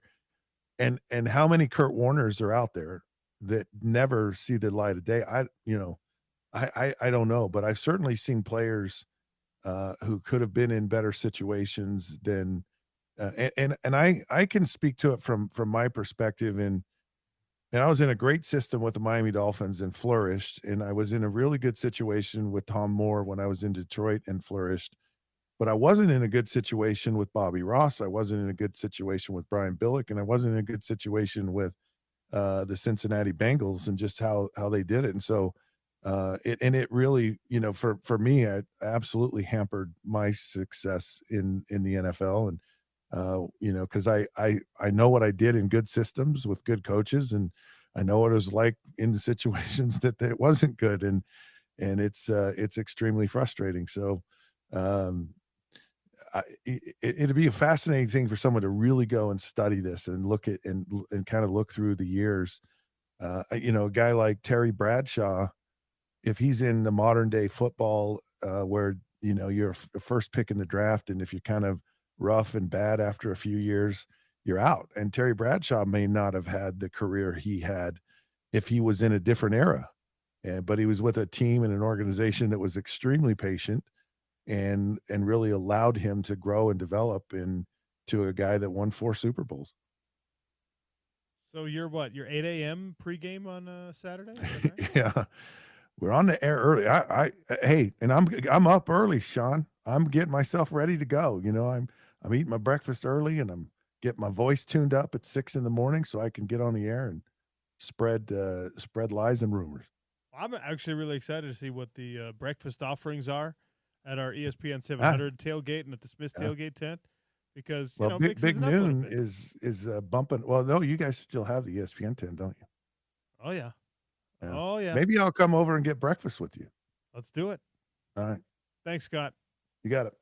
Scott Mitchell, Utah football legend, color analyst on all the radio broadcasts on your home of the Utes right here at ESPN 700. His NFL history is something we can lean on there. He played on like the old school disgusting carpet turf. Yeah, he did. And still never had the same kind of turf toe that's eliminating Joe Burrow. We'll talk about some of the wild happenings in the football world this past weekend. Upsets in college football, injuries in the NFL.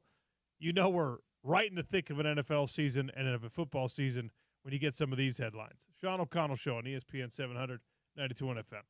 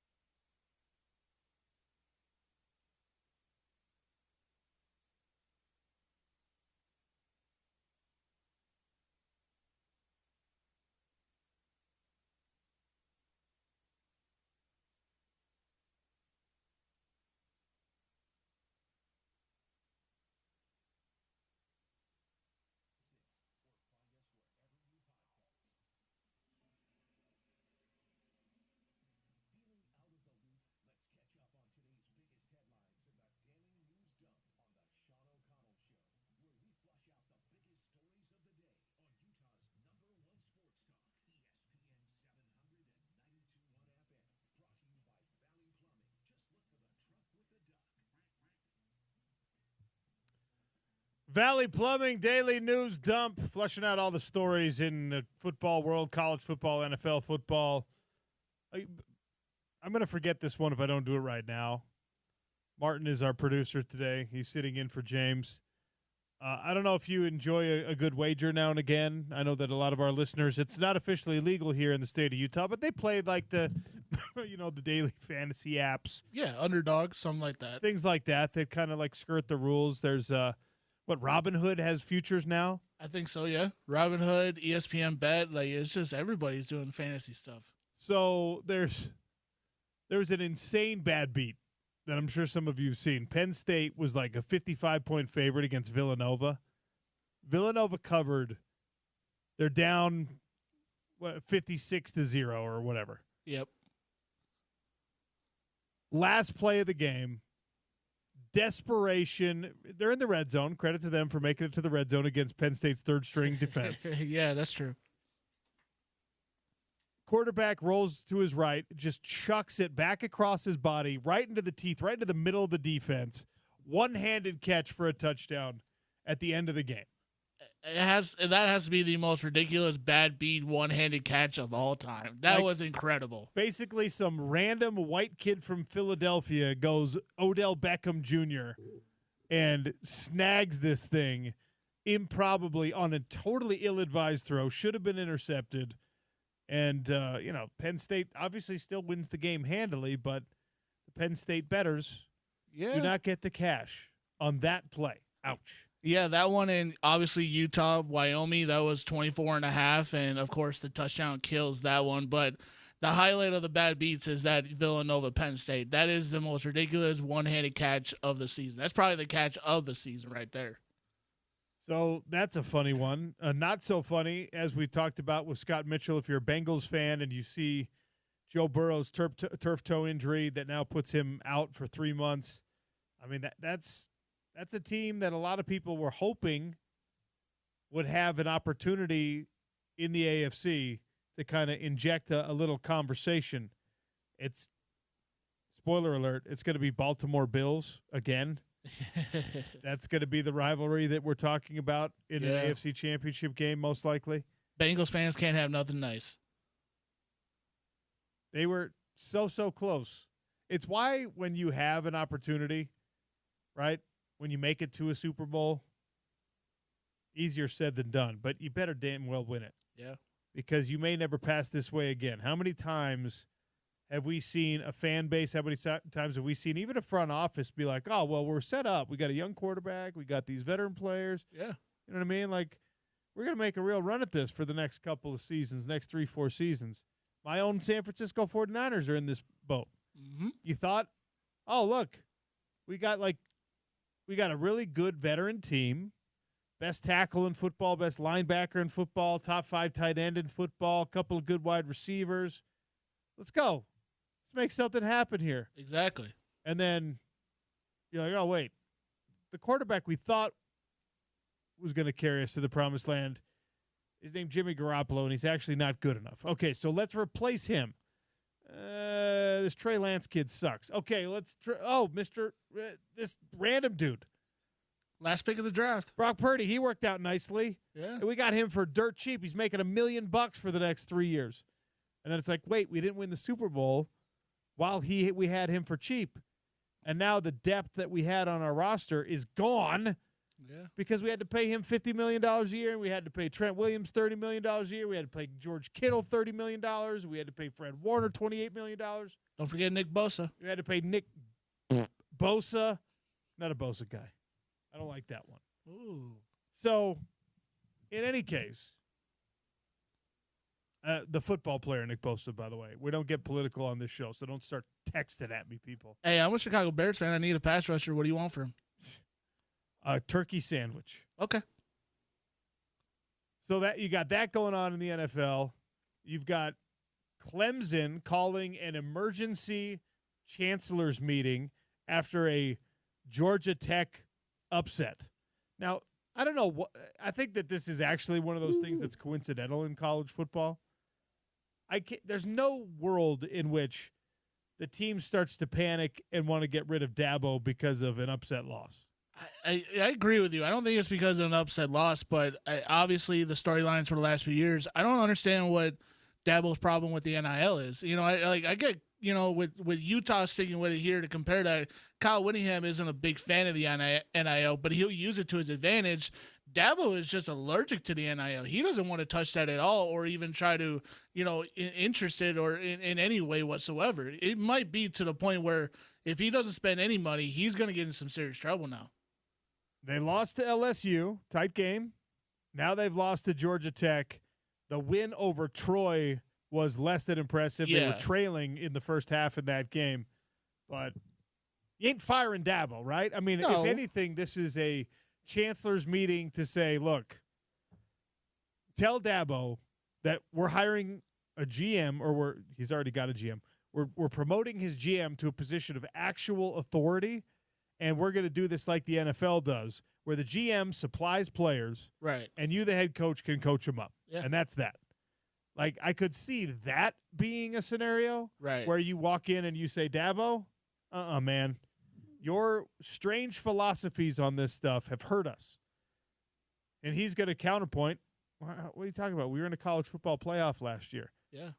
Well, you should know that the standard here is not just to make it into the dance. We want to win the dang thing. And he knows that, considering he made it to the Final Four situation. He made it there, 4 or 5 times, 2 national championships, 3 appearances. I mean, he is the reason why the standard is so high. Yeah. So I understand there'd be some conflict when a group of stiff shirts wearing, you always know it's bad when they've got like the suit where they have the stirrups underneath. Yeah, yep. And they're just like, this is how we're going to do the football thing. If you're Dabo, that would drive you up a wall. Yeah. But also, if you're seeing everybody else in college football doing it a certain way, they're all zigging and your coach wants to zag, you might say, hey, this is a multi-billion-dollar prospect here. If the idea of him getting fired, he does get fired. We talked about UCLA earlier this morning. Is there any chance the Bruins give him a call? Like, obviously, he's anti-NIL. He wants to stay with high school recruits and build up a program. But is there any chance he gets anything plucked from a head coaching job if he's fired at the end of the season? I don't think he will be fired because I think they'll bounce back and they'll win 10 games. And I don't think Dabo, if it doesn't work out, I don't think we see Dabo somewhere else. I mean, I shouldn't say that because I never would have thought we'd see Bill Belichick in college football. Right. But it would be strange to see Dabo. If he's going to coach anywhere else, Dabo has to coach in the South. I agree with that. UCLA cannot hire Dabo. There's No. absolutely no chance. He's not a West Coast guy. He's not a West Coast guy. UCLA is far too liberal of an institution. Like the university president, Dabo will be sitting down talking about the name, image, and likeness of God, and there'd be phone calls. They'd have a bat phone. Yeah. They would shut his microphone off, right? Like the Dabo sort of approach to life doesn't fit in Southern California. He could stay in the ACC. Virginia Tech's open now with their firing. The bottom line is because of his success, and it is a different environment now, but because of his success, even in this recent environment, Clemson would be dumb to fire him. Yes. You'd be even dumber as a Virginia Tech, as a UCLA, as a whoever, to not make that phone call. But he's staying in the South. If he ends up changing positions, which I don't think he will, I'm actually really here for it. The soap opera that will ensue at Clemson. I'm for it when too. they say we're not going to fire you, Dabo, but you have to do things our way. Right. Whether or not he wants to resign. One of the hardest things you can do to a coach is tell him what to do. To a head coach. Yeah. Because these are, in college sports, these are not presidents. These are dictators. These are individuals who somebody handed them the keys to the kingdom and said, do everything your way, exactly how you want to do it. And win. Yes. Or you have no job here. And then to be Dabo and to have one and to be in the job 16 years and to have given them multiple playoff appearances, multiple finals appearances, multiple national championships for somebody who may or may not have been at the school as long as you, right? Somebody who may not even not be as old as you, to walk in and say, hey, this is how you have to do it now. Right. He might just say, That I'm telling you, that's why Nick Saban's on a broadcast desk right now.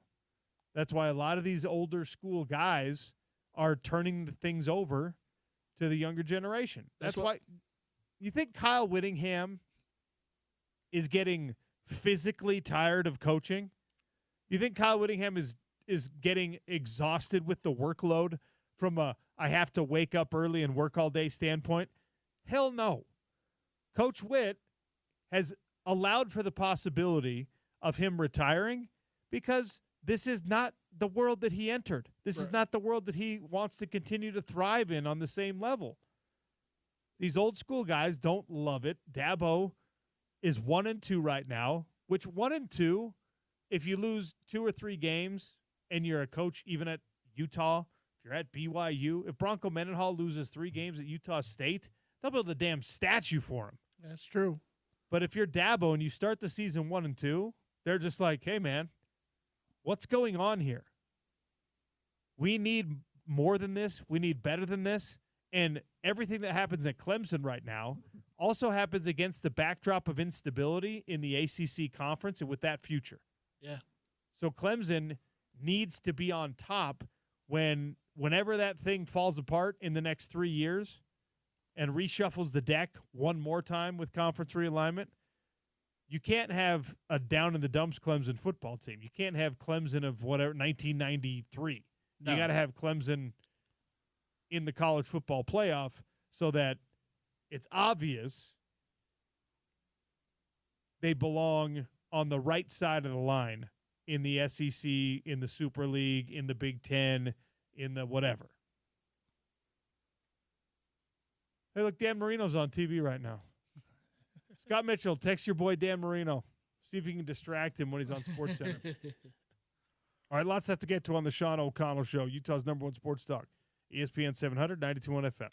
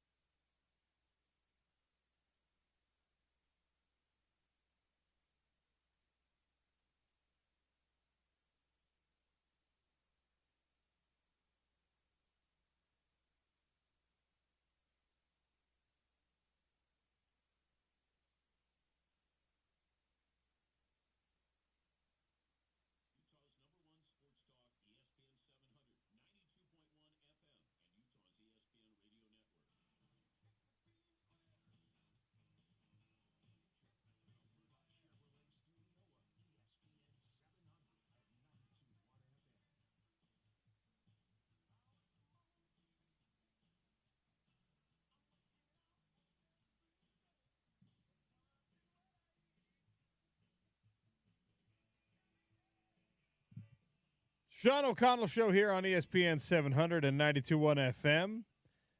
This is a strange time of year, and all of you who've lived here know it.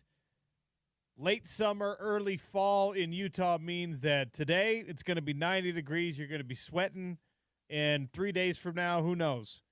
Little freezing rain, little snow shower even if you're in the high enough altitude. Because the weather could get so unpredictable, you need to get on the schedule with Advanced Window Products right now. 801-850-9100, $2,500 off 10 windows or more with Advanced Windows. Get on the schedule now because after they come out, they measure your windows. They give you the quote. You decide, yes, I need to do the replacement. I need to increase the value of my home. I need to improve my energy efficiency and save money on my monthly bills because of that. It's going to take them 5 to 6 weeks to manufacture, which they do right here in Salt Lake City, to cut your frames, to get your glass, to fit it all together, and then, of course, to bring that out and install at your home. It is a 5 or 6 week process. I'm telling you, the weather's unpredictable from today to later in this week. From today until 6 weeks from now you're really worried about precipitation. Now you're really worried about freezes, and you still have to worry about heat in October too, which is a very uniquely Utah thing. But less concern if you get on that schedule today and you make sure before the bad weather truly sets in that your windows have been replaced. The curb appeal is much better. The energy savings are there. There's financing options. And since you're refreshing the windows anyway, have Advanced Window Products do the window coverings for you as well. They can hand it all in shop in this office down here, right off the freeway in Salt Lake City, and then they're going to handle the warranty for the life of your home. AdvancedWindows.com, 801-850-9100. Tell them OC sent you to Advanced Windows. Martin, before we take a break here, the biggest upset of the weekend for you, the one that you just couldn't believe happened, I mean, Vanderbilt once again knocking off a heavy favorite as they literally knocked out Lenora Sellers in that game and then drops South Carolina, which... Yeah, that's true. Did you hear about the wager? I did not. What was the wager that got spread around? So Theo Vaughn, the comedian, podcaster. I did hear about this. Continue. This is funny. Diego Pavia, the wild man quarterback for Vanderbilt. Diego Pavia apparently went to Theo Vaughn and was like, Theo Vaughn has a thing for nurses. He said he always wanted to marry a nurse. So I guess Diego Pavia's mom is a nurse, a single nurse, apparently. And I think somewhat jokingly, but also probably not all that jokingly, because Diego Pavia is the type who thinks he can win any game, said, if we beat South Carolina, I'm going to set you up on a date with my mom. Oh, crap. So now Pavia's got to set his mom up on a date with a comedian, a podcaster, a very famous individual. Oh, there you go. I mean, I you know what? That's... What if it works out? What if it ends up being like a little T Swift, Travis Kelce situation? That'd be cool. We can all celebrate. Yeah. Wouldn't that be sweet? That would be. If what started as a joke ends up being kind of like a, second chance at happiness for these two adult kids.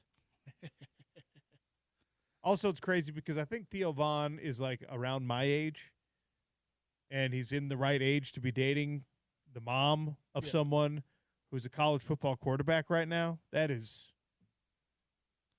when you put yourself into certain age cohorts, Martin, you don't have to. You're a much younger guy. You're in your 20s still? I'm 5 days. I'll be 29. Okay.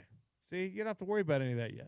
You don't have to worry about looking around and seeing stories and be like, and realizing it's a bad day when you look at a roster, okay, an NFL roster, an NBA roster, and you say, oh my gosh, everyone on this roster is significantly younger than me. There's nobody on this roster anymore that is older than me. I've gotten to that point. I'm 42 years old now. Aaron Rodgers is the same grade as me in school, but I'm actually older than him, if I'm not mistaken. There's no more players that don't kick that are my age or older in the NFL. Not these days. It's a bad day when that happens, Martin. It's going to come to you at some point. I'm waiting for it. It's already happening for you in the NBA. The NBA is like, you're 29. NBA is all like 19-year-olds. You know, when the day Bronny Jr. became an NBA player, I actually did feel old. That was the first time for it. Are you buying or selling Arch Manning right now? Everyone's jumping off his bandwagon. I'm selling. I'm at the moment I'm selling. It's just he seems so inconsistent. His footwork is off. Their wide receiver core is not that very good to begin with. I think it's a mess, and I think, you know, in all of it, Sean, is that he hasn't had enough starts. This is what happens when you don't have significantly consistent amount of starts, and then you have to do the significant consistent amount of starts to get your own reps in. Like, this is the reason why I said it when I hosted the Down and Dirty a couple of times. He should not forego to the NFL draft after this year. He needs another year in college. Well, he's not going to have that option if he keeps playing this way. Right now, Arch Manning, 55% completion percentage, 6 touchdowns, 3 interceptions, 6.8 yards per completion right now. He's effectively the 13th best. Yeah, he's the 13th best quarterback in the SEC conference right now. You know what? And he struggled against a UTEP minors team that, no disrespect to them, they're a decent football program, but he should have gone out there and beat them 60-0. It shouldn't have taken him to the third quarter to get to 200 yards. Of the 15 quarterbacks that qualify for ranking right now in the SEC, which means you have to play 75% of the games and have at least 15 pass attempts per game, he's got the lowest completion percentage in the SEC conference right now. He had 12 completed passes against UTEP. I mean, seriously, you can't be the number 1 overall pick with 12 complete passes against UTEP. Arch Manning is 13th or lower in every meaningful quarterback statistic in his own conference. I'm not talking about nationally. Right. When Diego Pavia is ahead of you, you got a problem. And you know what's wild? You know how many people put money on Arch Manning to win a Heisman Trophy in the preseason? Tons of money, too. Not just a couple $100. Man, I'm not an Arch hater, by the way. I think that he has handled this kind of that name has been on his back since he was playing Little League football, right? Yeah. He's had those uncles since he was playing Little League football, all through high school, all that stuff. He's handled it with relative grace, which would probably be easy enough when you're getting $4 million to be a backup at Texas. But still, I don't want to root for his demise. It's something that needs to be addressed. Oh. And by the way, if you're Steve Sarkisian, you are in a nightmare scenario right now because you probably have 3 guys on that roster that could play just as well as him, but their name is not Manning. Yeah. And if you're the guy who benches Arch Manning, when Arch Manning stayed with you while he was a backup for 2 years, you become persona non grata not only in college football but in the football world. The Mannings are royalty. Yes. Even if it's the right coaching decision, you have to make that choice if you're Steve Sarkisian. You have to have the integrity as a coach to be like, look, man, it's the same thing as when I didn't start you when we had Quinn Ewers. Yeah.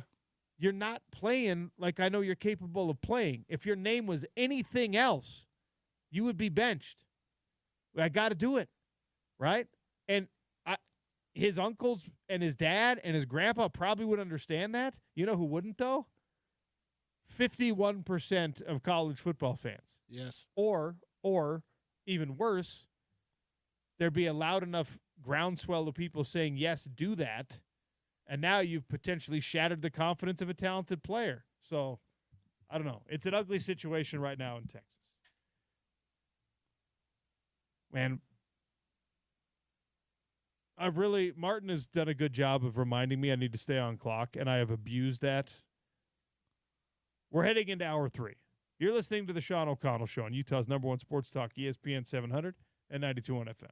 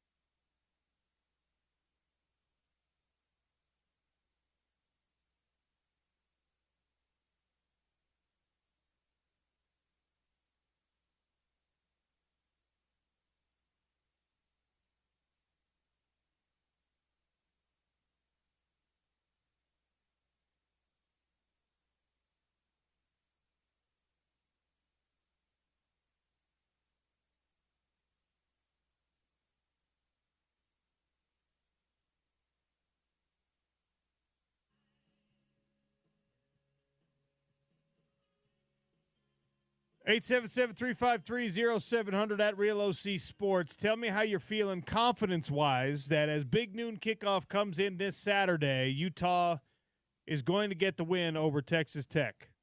Rabbit Evans is out for the season. Your team is mostly healthy, though. Devin Dampier has been really good at taking care of the football. His passing percentage came down a little bit, but he's still right where he needs to be. He's the leading rusher on the team as well. Your offensive line so far has lived up to the billing. I'm actually surprised that Devin's already been sacked twice this year. I thought that the escapability, he was sacked only 4 times in New Mexico all year long last year. But the defenders and the defensive schemes are better, I think. You got to give a little credit. The kid's only 20 years old, and he's just remarkably have grown every single game he's played in. Devin Dampier is a cheat code, and he's somebody that Kyle Whittingham in his press conference today, which if you missed it, you can find at ESPN700sports.com on demand. You can find it on the ESPN 700 app. I'm sure I know Spence will be playing it on his show today, which is coming up in about 45 minutes. He mentioned that, Devin has absolutely lived up to what they expected him to be, then that and more. He's effusive in his praise. He speaks glowingly about his quarterback. All of his teammates do the same thing. Devin is he hangs out with us once a week. I can tell you the kid is exactly what you hope he is. Yeah, he is. He's just awesome.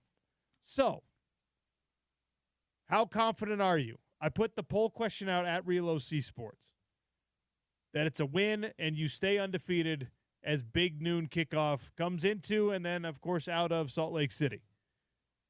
Right now, 37% of the respondents say confident that you're going to get a win.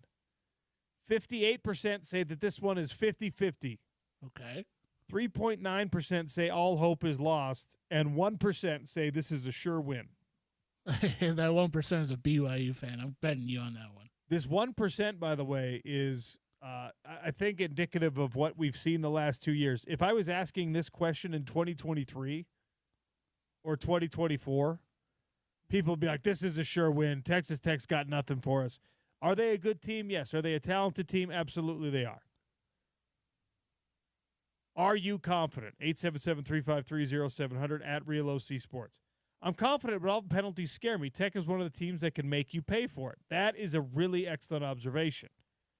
Utah right now ranks 11th in the Big 12 Conference in penalties, meaning they are the 5th most penalized team in the Big 12 Conference. 20 penalties through 3 games, 180 yards. Interestingly enough, Texas Tech, 23 penalties, 195 yards. Okay. Arizona State, Arizona, Texas Tech, UCF, and West Virginia are the teams that have been penalized more than Utah. The referees in that Wyoming game were loving throwing the flags. Yeah. They loved the good flag. They wanted everyone to be called for holding. Offensive holding, defensive holding, Wyoming holding, Utah holding. They wanted everyone punished for holding. The penalties, though, are a concern. Least penalized school in the conference right now. Take a wild guess. BYU. Incorrect. Oh. BYU's 5. Okay. 9 penalties for 90 yards. I'm going to guess Arizona State. No, I just told you Arizona State and Arizona are below Utah. The number 1 team in penalties right now in the Big 12 Conference is Iowa State. They played 4 games, and this is how the ranking goes. In those 4 games, they're only giving up 27 yards per game in penalties. Ooh. They are not hurting themselves. No self-inflicted wounds for Iowa State. Iowa State, I think, if you're doing a realistic Big 12 power rankings right now, Iowa State is the most tested, and they played 4 games. They're the most established team in the conference right now, the highest ranked team in the conference right now. It doesn't take anything away from what the Utes are capable of, anything away from Texas Tech or BYU or whoever else you put in that top tier. I think Iowa State leads the group right now because we know more about them. It's true. We know their coach is a good coach. We know that Rocco Becht is a good quarterback. We also know that Iowa State hasn't won anything of imports, won anything meaningful in 100+ years. So That's a good point, too. That's something that you probably have to factor in. Kansas State, Houston, Colorado, BYU, rounding out the top 5 when it comes to the teams that are managing their penalties the best. Kansas State, despite their underperformance, they've also played 4 games. They're 1-3. I'm ready to write off Kansas State. Yeah. I was ready to write off Kansas State after I saw Avery Johnson's dad and brother getting in a fist fight in the parking lot in Dublin. That just speaks volumes about how something behind the scenes is not going all that well. Kansas State, 32 yards per game given up in penalties. So it's not penalties that are killing them, which is actually discouraging if you're a Wildcats fan, because like if you're losing games because you're overly penalized and you're a coach, you're like, look, just clean up these penalties, guys. The self-inflicted wounds are what's killing us. Stop doing that. We're going to be fine. It hasn't been that for Kansas State. Houston, who for some, myself included, is a surprise 3-0 on the season so far, 41 yards per game. Right now, Utah has given up 60 yards a game to penalties. And obviously penalties, not all penalty yards are created equal. How timely are penalties? Utah was absolutely murdered last year by timely penalties. The most obvious one, the BYU call, right? But you remember the pick play at Arizona State? I do. I mean, that was the BYU win helps resurrect your season. Beating Arizona State in Tempe would have gone a long way as well. Oh, yeah. And you had a touchdown. You had taken the lead and control of the game, and all the momentum belonged to you, and unfortunately gets called back on a pick block, pick play. That was unnecessary, by the way. Yeah, just like the careless leverage play that was called against Denver yesterday. Leverage. Those penalties that you never expect to get called or ever see in a game consistently, all of a sudden the rules analyst upstairs says, call that flag. Call that flag right now. 1804 on the text line says, I'm 50-50. The QB for Tech concerns me. In UCLA, there were a lot of receivers running free, and Nico missed them. You saw that against Cal Poly. You saw that against UCLA. Yeah. You saw a couple situations against Wyoming where a missed tackle hurt you. There were fewer missed tackles than you saw in the first game of the season, which is, of course, probably going to be the case. But absolutely, yes, Baron Morton is going to make you pay for missed assignments. The bad eyes conversation that we had a couple of weeks ago about this Utah football team getting greedy, guys looking in the backfield in man coverage. Baron Morton, if you make eye contact with him, slinging the football, the ball's going over your head to the guy that just got away from you. Yep. He'll stare you down probably. Be like, oh, hey, hi, Nate Ritchie. Look at you. Look at those beautiful baby blues you got. Bomb! Right? Smith Snowden's going to get challenged. Yeah. Smith Snowden, wow, look at that. Boom! No, look, the defensive backfield, and we'll talk about it all week, the defensive backfield for the University of Utah has to be better. If there's a group on the team that needs to elevate themselves more than any other group, it's them. Yep. Right? Wide receivers have kind of come into their own. Yes. We were asking questions about them all offseason long. They've kind of come into their own. Offensive line has mostly lived up to the billing. Running backs have been awesome. Quarterback has been awesome. Tight ends, I think, are ahead of schedule. I like what we see from J.J. Buchanan. Dallin Bentley, dude, how awesome are you? You stuck around in a tight end room that had 6 dudes last year that everyone was saying would play more than you and would be featured more than you. You just put your head down and worked, and now you're a great player. You're a good blocker. You're a good receiver, right? Like, Dallin Bentley is what college football coaches want to see in their guys. Loyalty to the program, a commitment to improvement and work.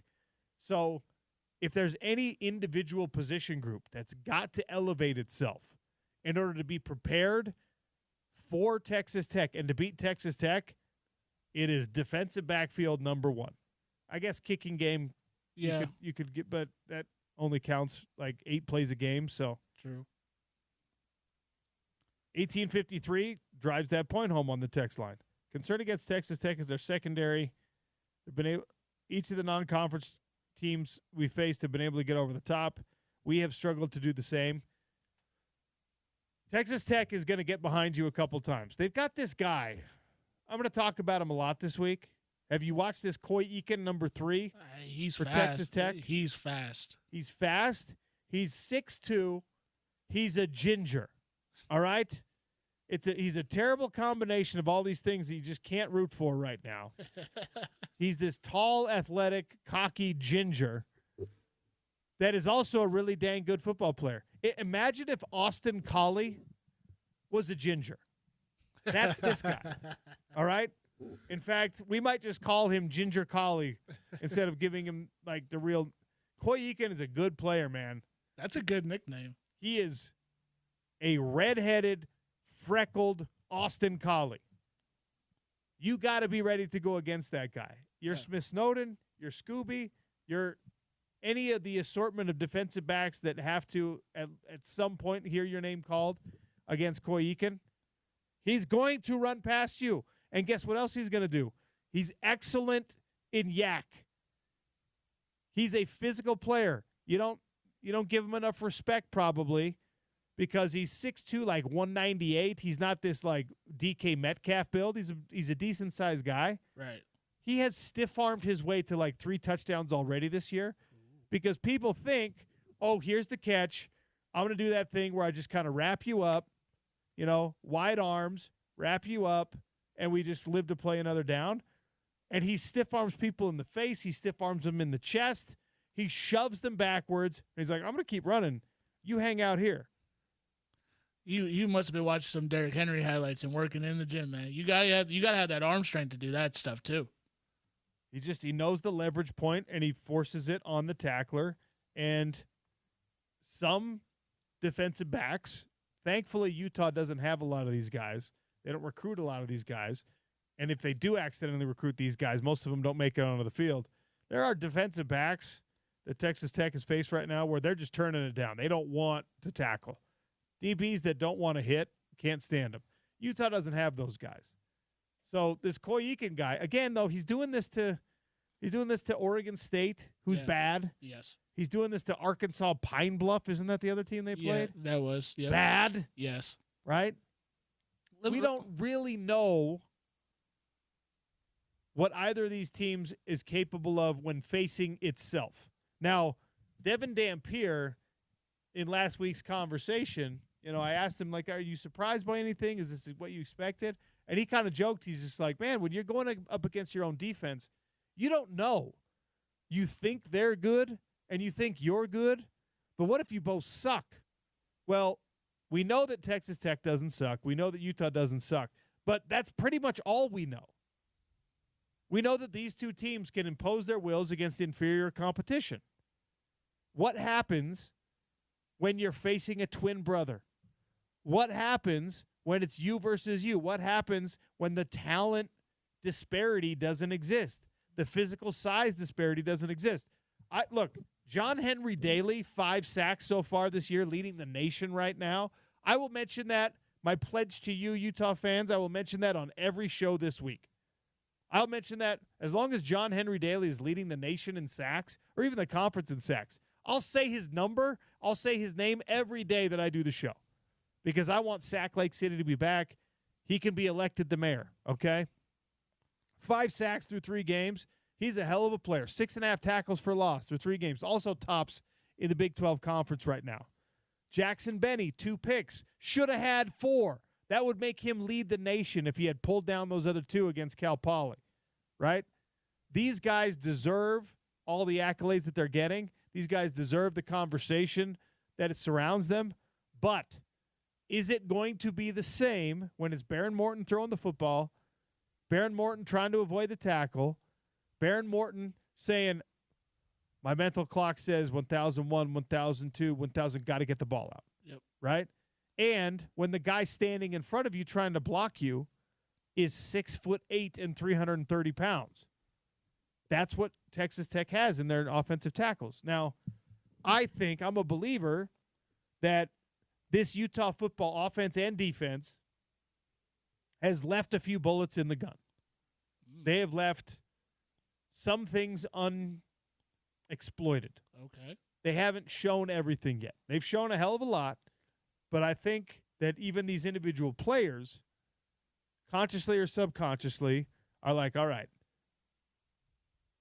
I'm doing what I need to do, but John Henry Daly knows that his performance this year is going to be judged far more accurately based on what he does against Texas Tech than against Cal Poly.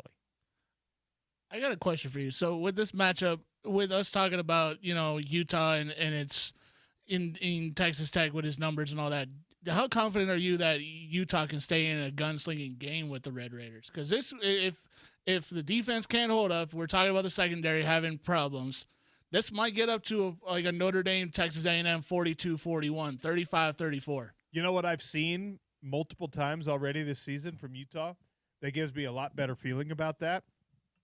20-play drives. They had 2 of them this past week. And they had one against UCLA. It was pretty impressive how long they control that clock, too. If, let's say that Texas Tech, let's talk worst-case scenarios right here, okay? Let's talk disaster at Big Noon kickoff. First quarter, 14-0 Texas Tech. They're just boop, boop, up and down the field. Yep. They possess the ball for, half that first quarter, and they score a couple times, and they make it look relatively easy. Utah's offense, and look, it's a mental shift. Utah's offense, during a TV timeout, Kyle Whittingham walks over and says, We're gonna handle this. Second quarter, ball's ours. Let's go. Chew this thing up. Offensive line slaps each other on the helmet. Jim Harding walks in, says whatever he needs to say. Utah controls the ball for 8 minutes in the second quarter, scores, hands the ball back to now Texas Tech's out of rhythm offensively. Now they've been on the sideline for too long. Now their defense is tired. All the things that those drives do to a team, and now the momentum is starting to swing back for Utah. That is something that gives me comfort against a team that pretty clearly looks like they're able to sling it around. You don't want a track meet. Utah, the answer for Utah football is never I want it to be a track meet. But this offense, this version of Utah football, this Devin Dampier-led Jason Beck play-called offense is far more capable of keeping pace than we've seen certainly the last 2 years. Any years outside of the Pac-12 championship years. I mean, I'm going back to, I guess, the Sugar Bowl team wasn't even like a track meet type team. No, you can't. Yeah, I agree. They beat New Mexico 13-10 that year. Do you guys realize that? I was looking for comparative things to make me feel better after the Wyoming game was not like sexy. You know what I mean? Yeah. And that was one of the things I settled on. I was like, even either the best or second best team in the history of Utah football didn't make it look pretty all the time. Yeah. Had to kind of squeak one by. 31-6 ain't squeaking by, but relative to my expectation, it was a little bit underwhelming that first half especially, right? Yeah, it was. And I was like, well, how can I make myself feel better about this? What are these other seasons, these other games where really good Utah teams have not lived up to it every single week? And this one was a win, by the way. Well, 2008, that New Mexico game was just, had you on the edge of your seat. You're like, coming out of that game, I remember the conversation just like, oh, geez, this team's not as good as we thought. And they were like 8-0 at that point, 7-0 at that point.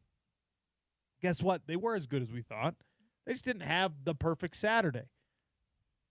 I mean, it's obvious what I can cite for you in the Oregon State loss, right? Yeah. Conference championship year. Yeah. San Diego State, BYU.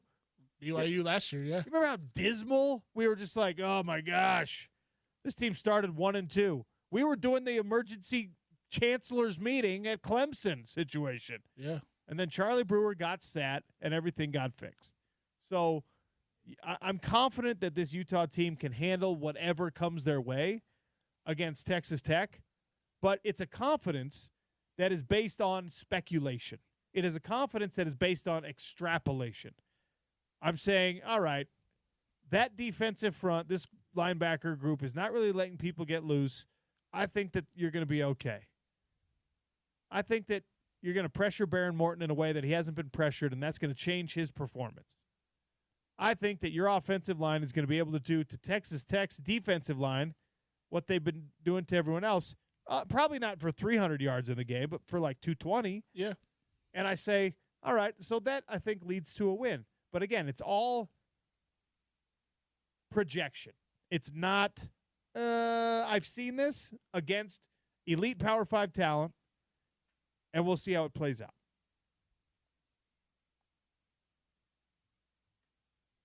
What about you? Where do you stand on that? I stand on the fact that last time I watched Utah in these type of games, Sean, it was the USC game at home when they had the barn burner versus them, and it was on Fox. And I watched that game and how they just took down Caleb Williams, this USC team, and just hung on to the very end.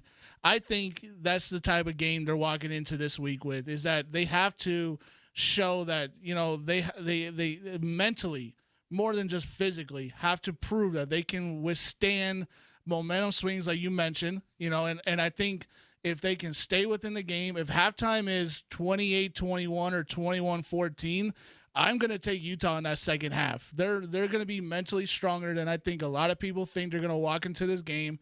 And I think you have to go back again to that USC game in the middle of the season and remember those moments in that game.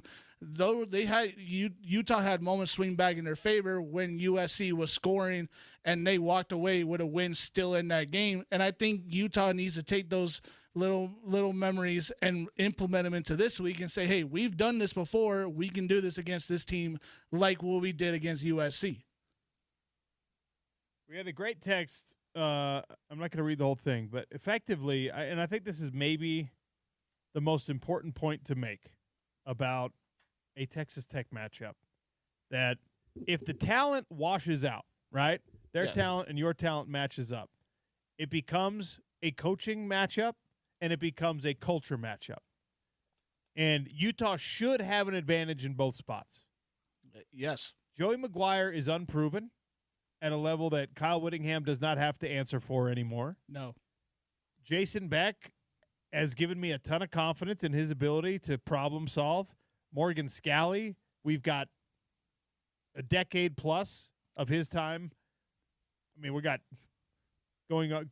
approaching 3 decades of him actually being a part of the Utah football program, but I'm talking about as a coach, as a defensive coordinator. We got plenty of examples of him being able to problem solve in situations like that. So if the worst case scenario for Utah is that your best talent cancels out their best talent, and now this becomes a matchup of strategy, well, in that case, and the reason why this is a 4.5-point line in Utah's favor is because Rice Eccles is supposed to account for something. Yes. Kyle Whittingham, Morgan Scalley, Jason Beck, and the team culture better damn well account for something, or else we got to stop talking about it. Yeah, I agree. Because if we're believers in the fact that cohesiveness and family atmosphere and work ethic and payoff of that work ethic, which are all supposed to be like the core philosophies of Utah football, if we are believers that makes a difference in games, this should be the game that makes a difference in. All right, got to take a break here. Sean O'Connell Show. We've been talking a lot of Utah football. There's some interesting things that happen in the NFL. There's other things in the Big 12 I want to touch on. Results from Week 3 that may or may not be relevant to Utah as we move forward. Sean O'Connell Show on ESPN 700, 92.1 FM, proud part of Utah's ESPN radio network.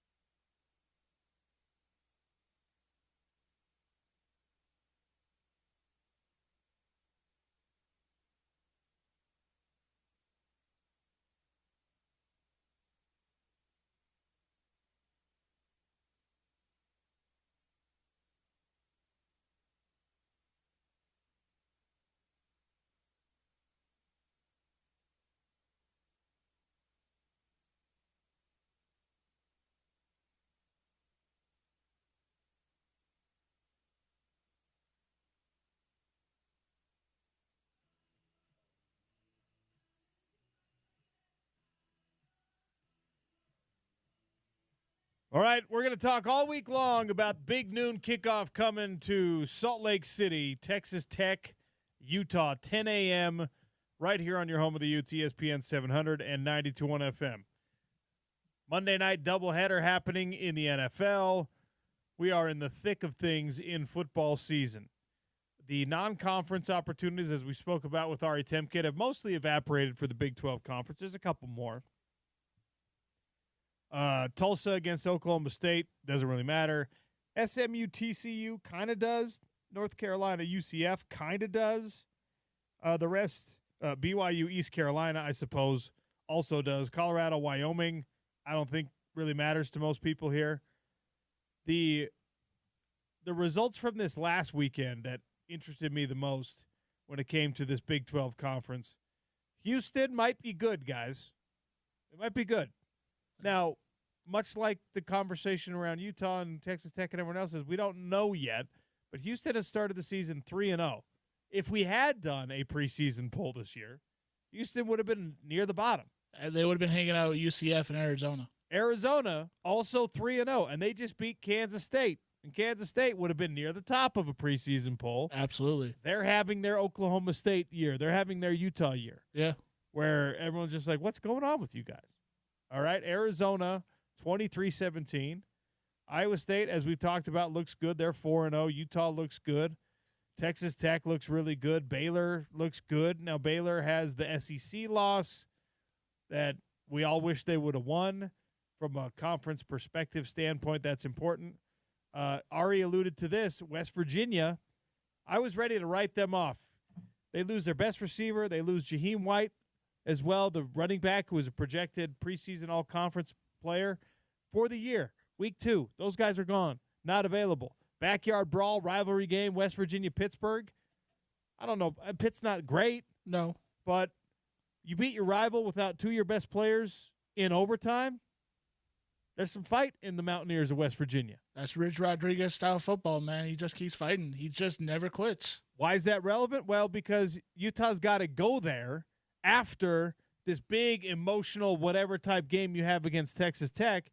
Now you got the worst road trip of your season, the longest, most difficult, least convenient, got to get there somehow. Yeah. Long bus ride type of conversation. That's going to happen right after you play Texas Tech. Cincinnati hung 70 on Northwestern State, which, whatever. TCU, Abilene Christian, again, overmatched. Somehow, Arizona State covered against Texas State. I was bothered by that. I had picked it the other way. But didn't look great in doing it. They're not, Sam Leavitt against Texas State, who's a group of 5 team that I like what they're doing in San Marcos. That's an upward mobility type squad. Not so long ago they were FCS. Yeah. Now they're in the now they're in the in Division I football. They're in the group of 5. Sam Leavitt was 15 of 25 for 188 yards. Ooh. That's not good. That's not going to win you a Big 12 title. By the way, 105 of those yards to the same guy. Now, that's not necessarily a disqualifier because when you have somebody like Jordan Tyson, you better feed him the rock. Yeah, you're right about that. You better give him the ball. But still, it's not exactly a glowing endorsement about Arizona State's offensive versatility and firepower when you have a weapon accounting for most of your offense right now. Last year, they had a weapon that accounted for so much of their offense, but they had enough to balance it out. Right. And when that singular weapon is Cam Scatterbu, who can catch balls out of the backfield for you, run inside the tackles, run outside the tackles, was kind of a do-it-all type individual. Yep. To try and build through a receiver, that's easier to take away. We saw that with Arizona last year. McMillan was their only thing last year, and they just struggled all season long. Yeah, not because he was a bad player or because Fafita wasn't good. It's just they didn't have anything else. No. So those are some interesting results in a Big 12 conference that you better be paying close attention to. BYU, of course, was idle. Bad timing for a bye, I think. Well, you've been playing really well, and you're mostly healthy, and you don't need to heal the bumps and bruises. It's not a great time for a bye week, but I didn't make the schedule for BYU. They've got East Carolina. So for them, the waiting game of when can we find out what we're really made of in conference play, it's a longer waiting game. I don't think patience is natural for a freshman quarterback. I think they want to get that guy out there and into a rhythm. Oh, absolutely. And they're going up against an East Carolina team that's not a pushover either. They're not the best, but they're not a pushover.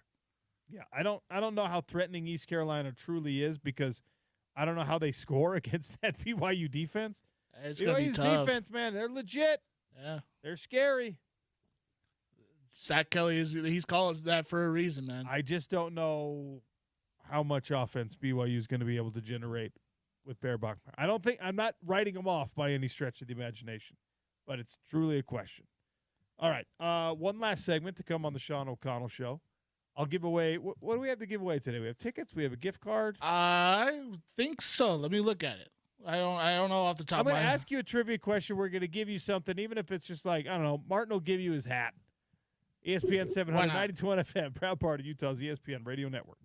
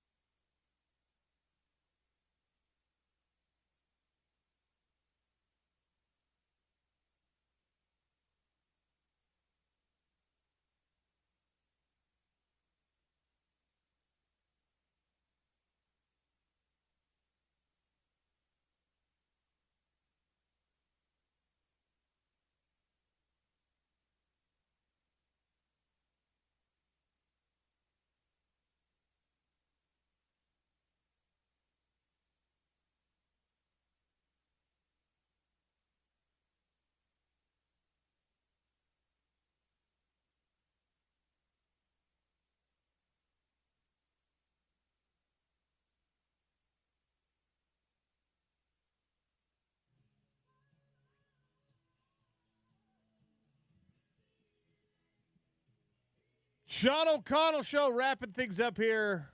ESPN 792.1 FM. Trivia question today, 877-353-0700. We talked about it 40 or so minutes ago. Where does Utah rank in the Big 12 Conference right now in terms of penalties? A lot of penalties in that Wyoming game. Got a little sloppy against Cal Poly as well. Stuff you're going to have to tweak, tighten the screws on when it comes to a big-time matchup against Texas Tech. Where does Utah rank in the Big 12 Conference in terms of most penalized teams? 877-353-0700. The Drive with Spence Checketts today is going to be hosted by Scott Mitchell of Down and Dirty fame. It's called Shuffling the Deck. All right? Is Scott on remote or is Scott remote today? He's remote. Okay. But not on remote. Okay. That's Porter, by the way, who Down in produces The Drive. Southern Utah.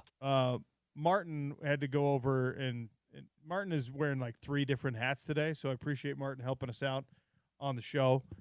He produces Down and Dirty full-time, and he does a great job. He's passionate about sports, and you hear him talking. He's especially a big NFL guy. Porter, it's actually good that you're here because I just checking on you, okay? I know you're a Hokie guy. Virginia Tech is now open. Week 3 job vacancies are relatively rare in college football, and unfortunately, your Hokies are off to an abysmal start. Yeah. Lowest point in that program in this millennia. Okay. Right? Here's the deal. I can draw a parallel here. Big Frank Beamer guy. Beamer ball, that was, made me a Virginia Tech fan alongside Michael Vick, who I watched play. One of my first games was seeing him. So, there's a little bit of a 2-decade streak where you were a little spoiled if you're a Virginia Tech fan. They went to a bowl game every year. They were good. Obviously, they never got over the hump officially. But you can draw a parallel to what Utah has with Kyle Whittingham, what Frank Beamer did at Virginia Tech. And I was a huge proponent of Bud Foster getting the Morgan Scalley treatment, the full Scalley. Didn't happen. You never go full Scalley in Blacksburg. Didn't happen, and it hasn't worked out. I thought he should have had his opportunity. He was the best defensive coordinator in the ACC for 2 decades, one of the best in the country. So I was a big Bud Foster guy. So the second that didn't happen when Frank Beamer retired, I've always been very pessimistic about what they could be. About the post-Beamer era. And I've proven to be right. Now, there is a possibility that you could get back into a Beamer era, have Shane Beamer be your coach. Yeah. Would he? I mean, he's got a pretty good situation going on right now. I don't know if he would want to work for the current administration there at the moment. Just some insight, but I like that idea. The low-hanging fruit here is, Michael Vick's coaching. I know. And Michael Vick has his first collegiate win. Now, Michael Vick is asking him to make that leap. You can't judge what he's done at Norfolk State at all yet. Right. And that would be a pretty significant leap to then take over his alma mater, a Virginia Tech team and program and fan base that has insane expectations, especially when they're associated with your individual name. Right. And there's also the problem of Michael Vick was not when he's at Norfolk State, that program could just be like, dude, we're paying him like $62,000 a year. What do you want?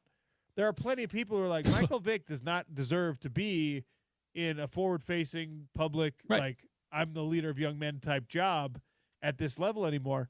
I'm a big dog guy, so this one's hard for me to talk in too much detail about. But I also believe in rehabilitation for criminals. I also believe in second chances. I also believe in the fact that, sometimes ignorance is the worst enemy of human beings. And if you're brought up in certain communities and that's just how you're brought up, that maybe you don't have what we think is such an obvious context Right. for things like cruelty to animals, for example. So, I mean, it's a complicated thing. I don't think they can touch it, though. Yeah, I'm not there. I'm not there yet. And definitely not with the stuff you say. What does Cesar Millan say? You train the owner, rehabilitate the dog. Sure, I don't even know. But I don't really want to touch that either at the moment. I would like to see Michael Vick if he's able to have success here and he has redemption in that sort of arc, be involved in the program in the future. I don't know if necessarily right now is the step, but with the Dion in Colorado and the NIL space, it's more of a possibility today for certain than it was 5 or 6 years ago. Can we talk just before we send it to Scott Mitchell hosting the drive? Can we talk about the fact that Notre Dame is still ranked in the AP poll at 0-2? Yeah, what are we doing? What are we doing? Look, I'm an Irish guy. I love Notre Dame football. I was raised on Notre Dame football. Notre Dame football was a love of mine before Utah football was a love of mine, okay? They have lost to Miami and Texas A&M by razor-thin margins in both cases. But there's no basis for you to say that Notre Dame is still a ranked team in the top 25 in college football. It just doesn't make any sense. They're 0-2. There's no win that you could say that's their best. There's no win. I think we should not do the AP poll or a preseason AP poll. I think it should be after week 1 because this should not be a poll based on whatever the hell we saw last year. Reputation, expectation. Especially in today's age of college football when everything is changing. Yes. Right? And if we do a preseason poll, cool. We'll talk about it on the radio. They shouldn't have a number by their name on the television screen week 1. You shouldn't be talking about them as if they're a top 10 team. Show it on the field. Let's vote on the product that we've seen, not what we're expecting to be, or I don't know, because you flipped on Rudy that week and you're feeling good about Notre Dame. I'm going to keep him in the top 10. What are we doing? Very famously, last week, the process of AP voters was highlighted because there was a young lady who had Florida ranked ahead of the South Florida team that beat them. And didn't seem to be aware that Florida had actually lost because she moved them up in the polls. And look, I'm not here to pile on. She's already been dragged enough. Yes. But this is another example of absolutely put a camera and a microphone in front of AP voters and be like, tell me your process for ranking Notre Dame in the top 25 when they're 0-2. And I am speaking from the perspective of a Notre Dame fan. It just don't justify. You can't justify it. It makes no sense. There are teams out there that are 3-0 that are unranked. There are teams out there that are 2-0 that are unranked. BYU is unranked right now and has looked incredibly impressive. This poll is telling me that Notre Dame has had a better season so far than BYU has. The Notre Dame of the West, some might say. I love it. And on top of that, even if you think that they may be there in the end, they're 0-2. It's a week 2 pool. Then let them be there in the end. Exactly. Wild. Oh, I love it. Okay. We're going to send it to Scott Mitchell, who's hosting the drive for Spence Checketts today. Make sure you stay tuned right here on Utah's #1 Sports Talk. Thank you for listening to the Sean O'Connell Show. We'll do it again tomorrow on ESPN 700, 92.1 FM.